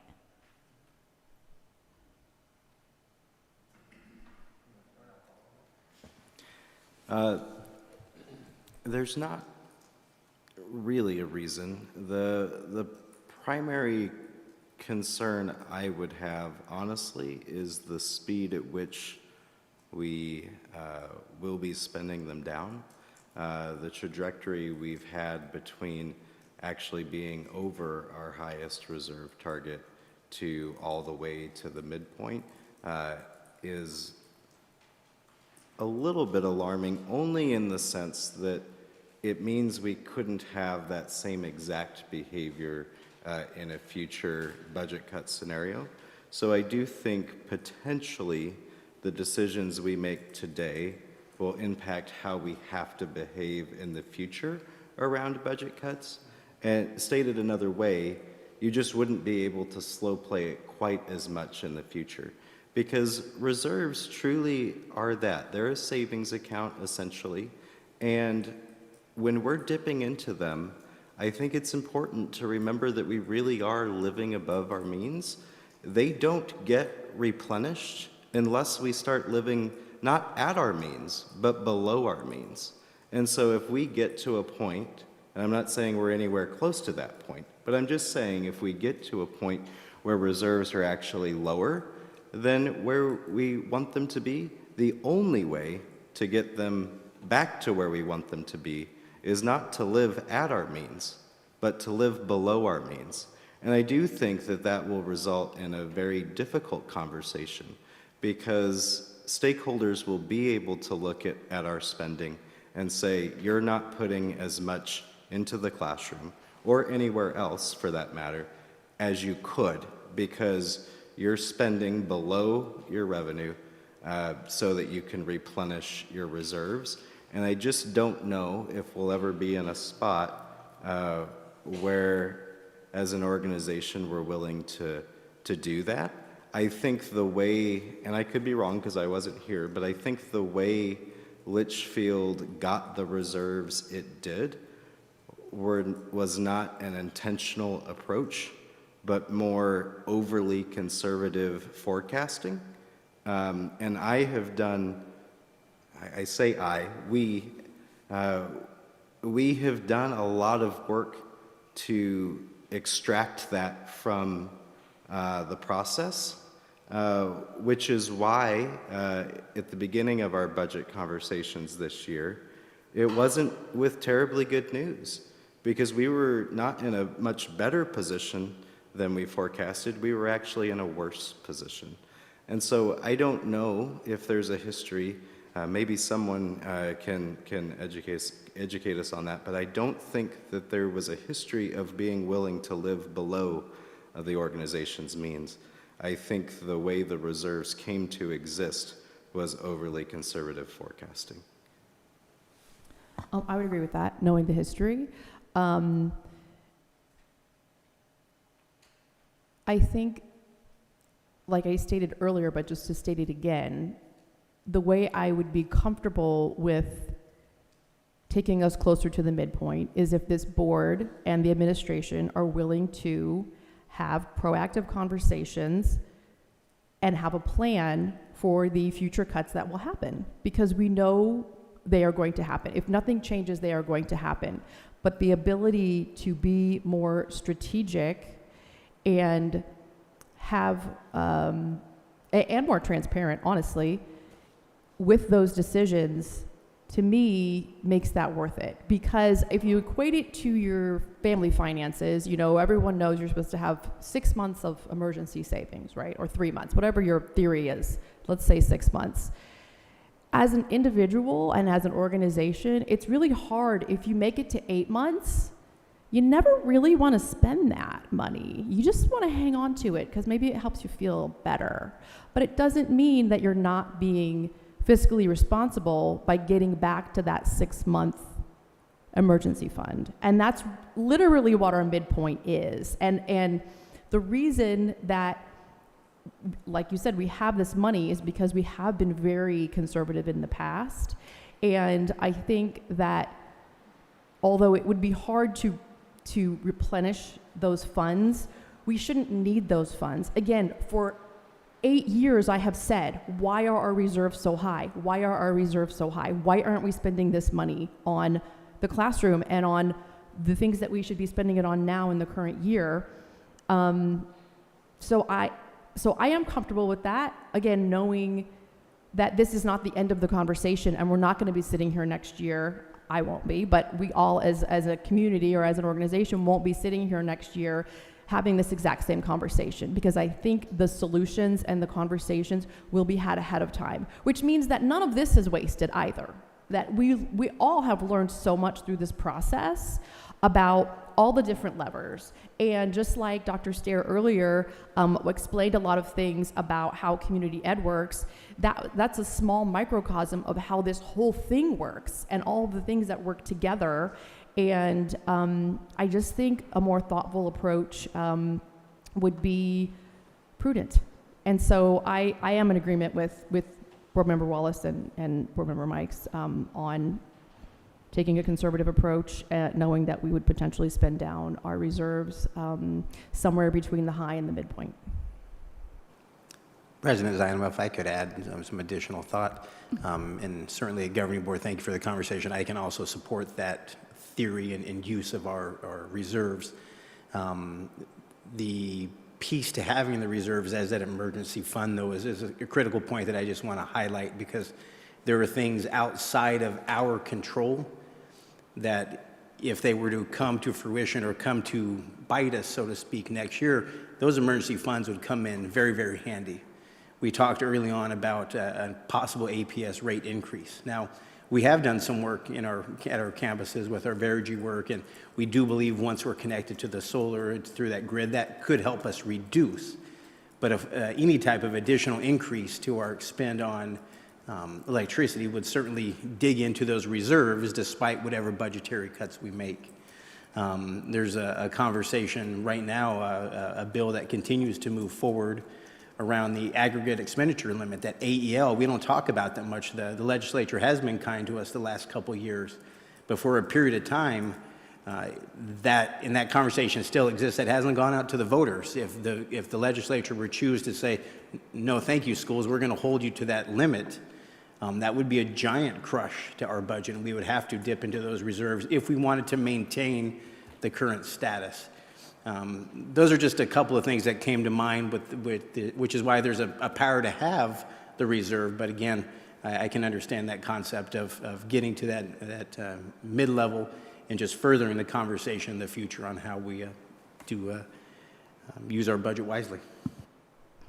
I'm not opposed to us getting to our mid-level. I just don't want to see us get to our mid-level in like 1 to 2 years. We have talked about how we had to do that over time, that it was not going to be good for us as a district if we just spent all that money in 1 or 2 years, because then, like you were saying, we do the budgets very differently now with Mr. Vaughn versus our previous person that handled this. And so we are not adding to that. We are dipping into that more and more over time because we are looking at real numbers mostly now versus projected higher estimates all the time. And if we want to continue as a board to be able to get these very realistic numbers when we're doing the budget, that means that when things come up that we couldn't plan for or expect, a sudden huge expenses come up for special education, for instance, that means that's going to be us costing more money than we were planning on spending. So I don't want to see us spend it all in the next year or two and put whoever's sitting up here, whatever board members are up here, having to like take on the problems that we didn't want to address today. I don't think anyone is saying we're not going to address the problems. I mean, I think that's exactly what we're saying, which is we are going to come up with a plan to address the problems and address it in a measured way, not a rushed way. And we're going to do our best to turn over every rock and consider everything possible. And I don't feel like I've had the opportunity to do that in the last month. Does anybody here feel like they've had the opportunity to, as many hours as I've spent on it, I still don't feel like I have had the opportunity to be comfortable with these decisions. So that's where that gives me pause, is I think there is a place where we could hopefully all be comfortable with the decisions, but that's going to require time, additional time and effort, and working toward that goal. But I do think we can get there. And those two things that Dr. Davidson brought up too is an additional reason of, as we're planning these, those things out.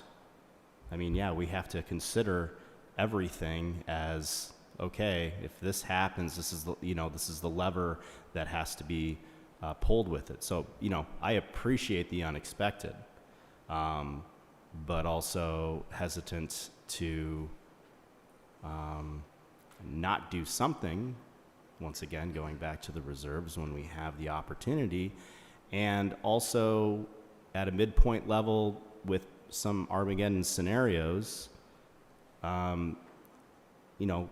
it's still at that midpoint level could, soften the blow. And that's just a generic thing, because who knows what it is. But whatever happens, some of those big things, everybody's in that boat, as far as whatever the legislature decides or how the bills go up on electricity and stuff. I mean, misery's going to love company on that. But we don't know. I mean, we could do some projections and forecasts and have that ready, even spending down in our reserves and still having something. And who knows? Like I said, if $30 million in reserves isn't going to save us, then $31 million isn't.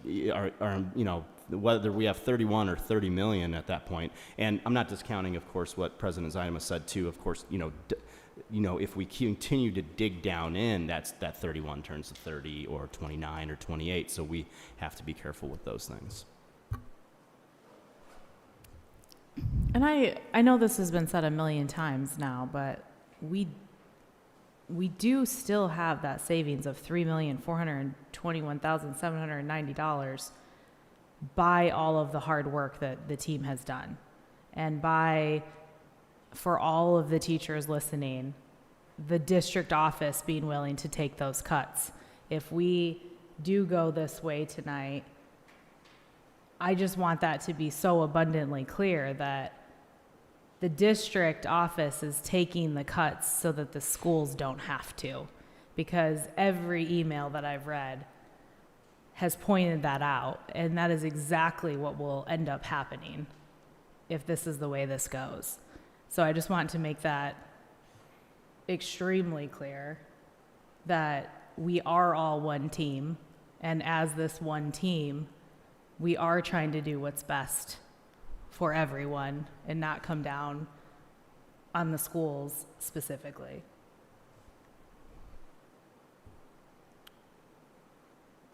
Mr. Owens? I do agree with Board Member Moran in that I feel like the goalposts keep changing, the goal line, whatever. I feel like we discuss something and I'm like, cool, solid. And then something else presents itself. I'm like, oh, I didn't know that was an option. I thought this is what we had to choose between. Like there was this, or that, and let's pull them. And I understand that, like, that's big picture, the levers. And I know a lot has evolved since we've started these conversations. I appreciate so much all the emails that have been sent our way to help us think certain things in certain ways, and the different things that the administration has done at the district level, the principals, all the board members up here asking these questions, doing the math, because I thought I was good at math. Apparently I'm not. But I do believe, unfortunately, that, and I know that a lot of these are hard decisions, so I'm not saying that we're not making hard decisions or other board members don't want to make hard decisions, because I don't think that's the case. But I do think that at least one of these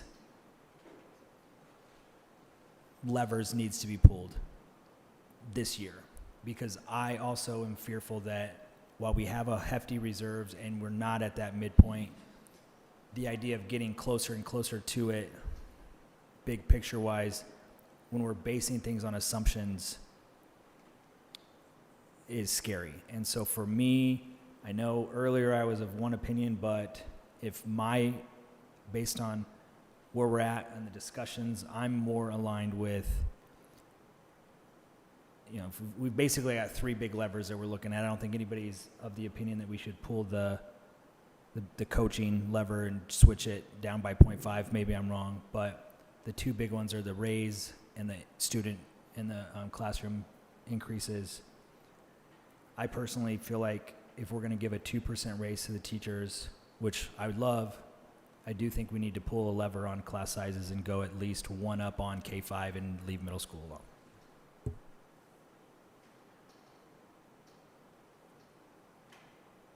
Are we ready to proceed to the action items? If nobody has any other discussion items and they want to move on, we can move on to action items. And we'll just go down the line, I guess. So the first item in our actions would be consideration and possible action on employee work calendar change for the 26-27 school year. Do you need to say anything, or do you just want us to make motions? I honestly don't feel like I have anything to add. This is simply giving the board the opportunity to vote one way or another on the calendar changes that we have been discussing.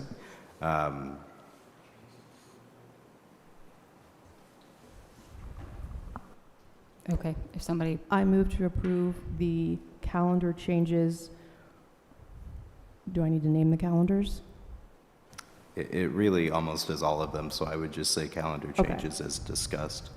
I move to approve the calendar changes as discussed and recommended by the administration.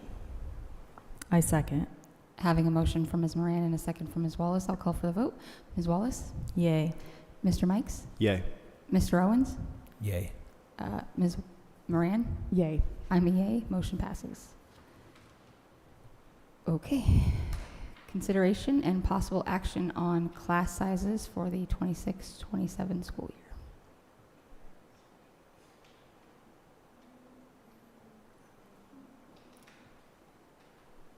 I don't know.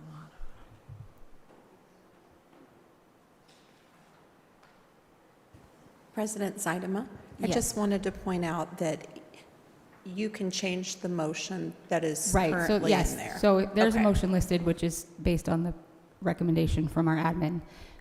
But obviously, we can change the motion to say Okay. something else, so, I would like to move to approve the new option of $420,000 in savings as presented.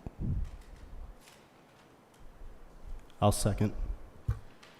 having a motion from Ms. Moran and a second from Mr. Mikes, I'll call for the vote. Ms. Wallace? Yay. Mr. Mikes? Yay. Mr. Owens?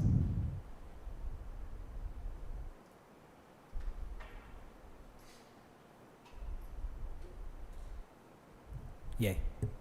Ms. Moran? Yay. I'm a nay. Motion passes.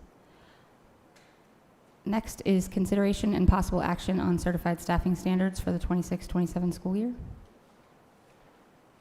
I move to approve the certified staffing standards with no change as presented. I'll second. Having a motion from Ms. Moran and a second from Mr. Owens, I'll call for the vote. Ms. Wallace? Yay. Mr. Mikes? Yay. Mr. Owens? Yay. Ms. Moran? Yay. I'm also yay, motion passes. Next is consideration and possible action on raises to employee compensation for the 26-27 school year. I move to approve an increase of 2% to employee compensation for 2026, 2027. I'll I will second. Damn you. Having a motion from Mr. Owens and Mr. Mikes just barely the second, I'll call for the vote. Ms. Wallace? Yay. Mr. Mikes? Yay. Mr. Owens? Yay. Ms. Moran? Yay. I'm also a yay, motion passes. Okay, we are going to move on to reports. We will start with Dr. Davidson. This is just to make up for the reports we did not do at the beginning of the month, so. All right. Thank you, Madam President, members of the board, and again, those out listening or joining us today. Just a few items to talk about. Certainly, as again, thank you, board, for willing to engage us in this conversation. I also wanted to highlight the meeting I had today with our Superintendent's Advisory Council and wanted to thank them for joining us and to talk and learn about and really just discuss the numerous things that are impacting our district budget. Had a great conversation and just appreciate their desire to learn and really, as we went through today too, just to inform their staff members around just the numerous variables that relate to a budget. It's always great to get the perspective of those in our classrooms. We have a project in front of us that we have to answer a big question, and I'll share with the board and our community later on that one. But I wanted to end that particular topic with a conversation that came from one of our staff members that they realize, as do we, that we have to hire the best and then we have to keep the best. So when we talk about student success, that became very clear from that group tonight, the importance of hiring and keeping our best. So another thing that I had a chance recently to do, which will tie into a meeting that Mr. Nuanis and I attended this morning, was on behalf of our connection with our Pebble Creek Rotary and the Arizona Community Impact Group. This weekend I spent some time with a variety of community members working alongside Arizona Community Impact to deliver and put together beds for children in our community. And very rewarding and amazing experience if you've never had a chance to do that. Also to our community at large, highly recommend taking advantage of those opportunities to serve when you can. I bring that up because it really, really highlights the work that we have to do in our district and in other public school districts where we serve all children, every single child, and even those without beds, right? Just pretty amazing. But anyway, all that being said, this morning Sam and I attended the Westmark West Valley brand meeting to talk about what's going on in the West Valley and how do we market that. There's a variety of panelists there that talked about the West Valley and the West Valley brand, and some of the comments that I think directly tied to Litchfield were collaboration across churches, schools, community, businesses, our elected officials, that there is a community feel here, that we have a positive culture, a lifestyle that people want to be a part of, and also that we do have a sound infrastructure for growth. So for my connection to that meeting this morning, it was around our strategic plan, our work of the Litchfield learner, and what we have to do to continue student success. So again, just an impactful weekend and a great day today, and thanks for ending strong tonight. Okay, thank you. Next, we're going to do our governing board reports. We'll start with Ms. Wallace. I'm going to be completely honest, I did not prepare for this, so I'm just looking back at my calendar right this moment. So if I forget something, I apologize, but I did have the opportunity to attend the Dreaming Summit Elementary Showcase. That is a school that I had not been able to attend previously to this year, and I absolutely loved our visit there. I think that they're doing amazing things. It was a great showcase that I was just very, very glad that I was able to attend. And we attended the Litchfield Elementary School showcase as well. For whatever reason, that was my third time on that campus, so that is one that I always seem to be able to make, and that it is an absolutely lovely school that we currently sit in here. And, you know, it's our flagship original school, and I always feel when I'm here just the feeling of how Litchfield started and how we want to be. So that was a great showcase as well. Then this week we attended the Verado Heritage Elementary Showcase, which was exceptional in seeing how Leader in Me is playing out there and how impactful that is on their campus and how that's just really a part of who they are, which was great. Since my last board report, I have, like I stated earlier, read more emails than I've ever read in my entire life. I lay in bed every night and read every email, and I try to respond to all of you so that you at least know that I have seen your email. If I did not respond to you, it was just out of the sheer number of emails, but I read every one of them. And a fun note, I was able to present at Palm Valley for the Junior Achievement BizTown curriculum, and I was able to attend the Junior Achievement BizTown field trip, which is a very impactful field trip for 5th graders and middle school students on what it looks like to be an adult. And I was able to read to 2 5th grade classrooms here at Litchfield Elementary, and had great conversations with them post Super Bowl on how they thought the Super Bowl went. And they're just great classrooms with great teachers, and it was nice to be able to be in the classroom in an informal way, interacting with the students. So I encourage people to come out and volunteer in the schools, read with kids, and just get that experience as well. Mr. Mikes? So I had a chance to read to some 4th graders at Litchfield Elementary, which was great. 2 classes that I was able to get in to see. One of the teachers, Mrs. Cohn, she was a teacher of both of my kids, who are, one's a junior in college and the other one is a sophomore in high school right now. So that was fun to kind of see her and read to the kids. And it's great. Sometimes you sit back and go, oh, you know, 4th grade, 5th grade, and as kids get older, 6th grade, you're wondering, oh, how do they, you know, are they going to respond? How are they going to respond to reading books? I mean, some of us have been in with a kindergarten class or 1st grade class, and it's like you're the center of the world for them as you're reading to them, and they get so excited. But, you know, the 4th graders get just excited about it. The 5th graders, I know, even when I was teaching 8th grade and high school, I'd read to my kids as well. And it's just that reminder of, I don't think it's no matter the age, that's important to do. So I had a great time with that. As far as the campuses with Verado Heritage and Barbara Roby went to go visit, and just kind of collectively, there's just a magic on the campuses. As I walk through all these campuses, there's just a certain magic about each campus and each individual thing that they do. All the hard work is really paying off.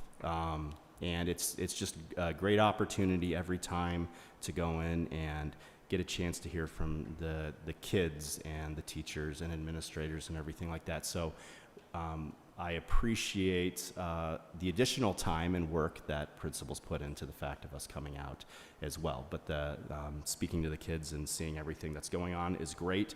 And I'll tell you, it is amazing products I mean, it's just you're sitting back going, gosh, if everybody could just walk through these campuses and see, there would, to me, there's no question on why you wouldn't want to bring your kid to that school. That's what I think every single time. It's just like, how do we transport people in? The other thing, yeah, I've read every single email. I appreciate all of the feedback. No, I did not respond to all the emails. I promise you I read every single one. I responded to some. Some of it was tough. It was so long and elaborate, and I didn't want to just say, okay, got it. But I did read everything, and I appreciate all the passion that the staff and Litchfield employees have, and I appreciate them sharing everything and all their experiences. The last thing I want to put out there is I appreciate all the hard work from the administration of going through these budget talks and putting this stuff together and hearing us out and going down God knows how many rabbit holes. And I think I said, you know, I want to turn over every possible stone. Maybe we did accomplish that. Maybe there are more out there. I don't want to talk about it anymore because I know the thing I want to point out is I know the office is going to be very busy the next couple days. And is going to, Sandy's going to need plenty of coffee, I'm guessing, or whatever that is. But I didn't want that to go unnoticed, and to let you know I appreciate what now has to happen and at the speed that it has to happen. So thank you. Mr. Owens? Yeah, thanks. So since the last board report, we've done 4, right? 4. 5. Okay, I've got Dreaming Summit, Litchfield L, Barbara Roby, and Verado Heritage. I'm sure I missed the other one, sorry. Just to reiterate, it's so impressive. I love how each campus has its own culture and how they all have their uniqueness, yet they're all still part of the Litchfield district family. I'm going to keep it short. I was on campus. It was more of a personal experience for me, but my youngest daughter had her kinder experience at Verado Elementary last week, and to see all the little kindergartners light up and just how cool it is to see them thinking they're going to be big kids next year and be on a real campus. So hopefully we get lots of kindergartners next year in all of our schools. Ms. Moran? Since it's tax season, I'm going to keep this short with the one-word report: budget.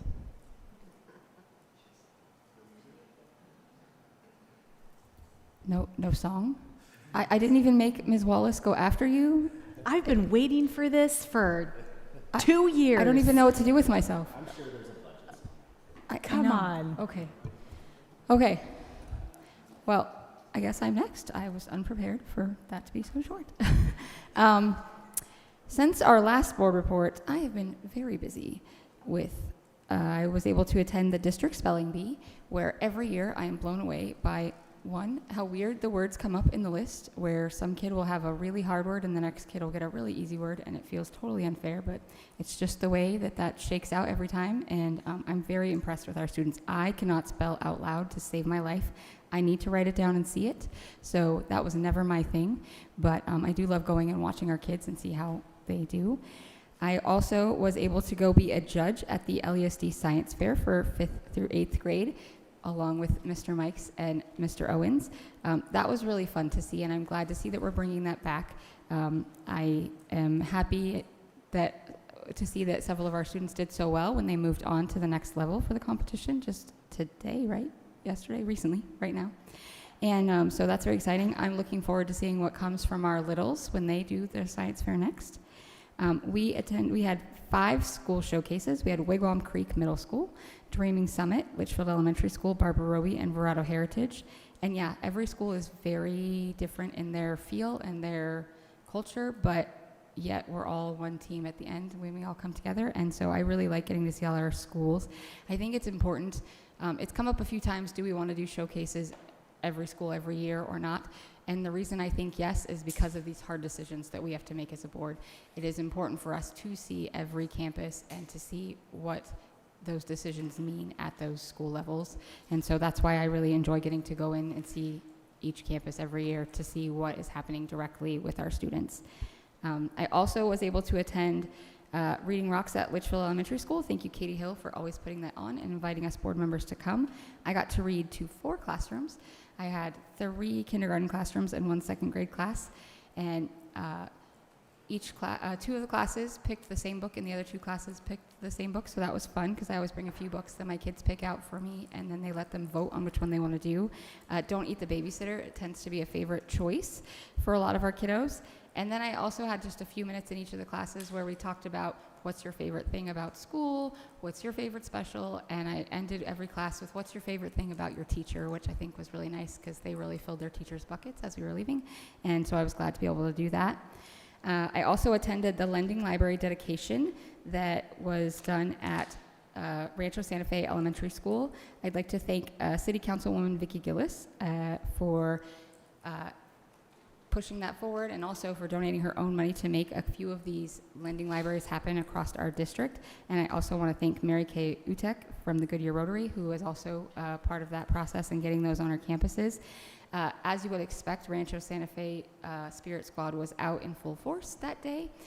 If you haven't seen the video that Sam Nuanas put together, it's fantastic, but Rancho Santa Fe students obviously show up and love to show their school spirit, so anytime they get the chance to do that, when we have our Rancho Santa Fe school showcase, everybody be there early so you can see that. And then obviously there's been multiple meetings that we've had as a board, and our one-on-ones with Dr. Davidson regarding planning for meetings and our budget discussion. I think that us board members, this has been our busiest time for sure. We've spent several hours here all together, as well as all the hours that we've been spending at home pouring through all of this stuff and the emails that we've got and trying to make the best decisions that we can based on the information that we have in front of us. So to fill my bucket, beyond all of that hard stuff we've had to do, I was able to volunteer all week at the book fair for one of the schools. And also, after our very last meeting we had last week, which was rough, and I just needed my bucket super filled, I got to spend the whole next day volunteering during Picture Day, which is super fun because I love to see what the different kids wear for their special outfits. It's such a range, and it's really funny. And also the kids that come and forgot it was Picture Day, and you need to give them a comb and maybe wet down their hair. But it's super fun to do spring pictures because they do their class pictures, so they're all excited to be there, and you get to hang out with all the kids. So I appreciate those opportunities, and I definitely encourage our community members to find ways to volunteer in our schools because it's just a good way to make you feel better about what we're doing. With that, thank you to everybody. This has been a lot of work the last several months of leading up to these last 2 months of budget talks now, and so I appreciate everything that our admin has done. I really feel like you have been listening to everybody and trying to make sure that you can come up with options that are going to work as best as possible for everybody with a minimal impact to our students. So thank you for all the work that you guys have put in. And then thank you to our administrators that send in their reports. We love seeing them. We love seeing the pictures. We appreciate them very much. And with that, if somebody wants to make a motion, we can be done before 10 o'clock tonight, guys. I move to adjourn the meeting. I will second. Having a motion from Mr. Owens and a second from Ms. Moran, I'll call for the vote. Ms. Wallace? Yay. Mr. Mikes? Yay. Mr. Owens? Yay. Ms. Moran? Yay. I'm also yay. Motion passes. Thank you for joining us, guys.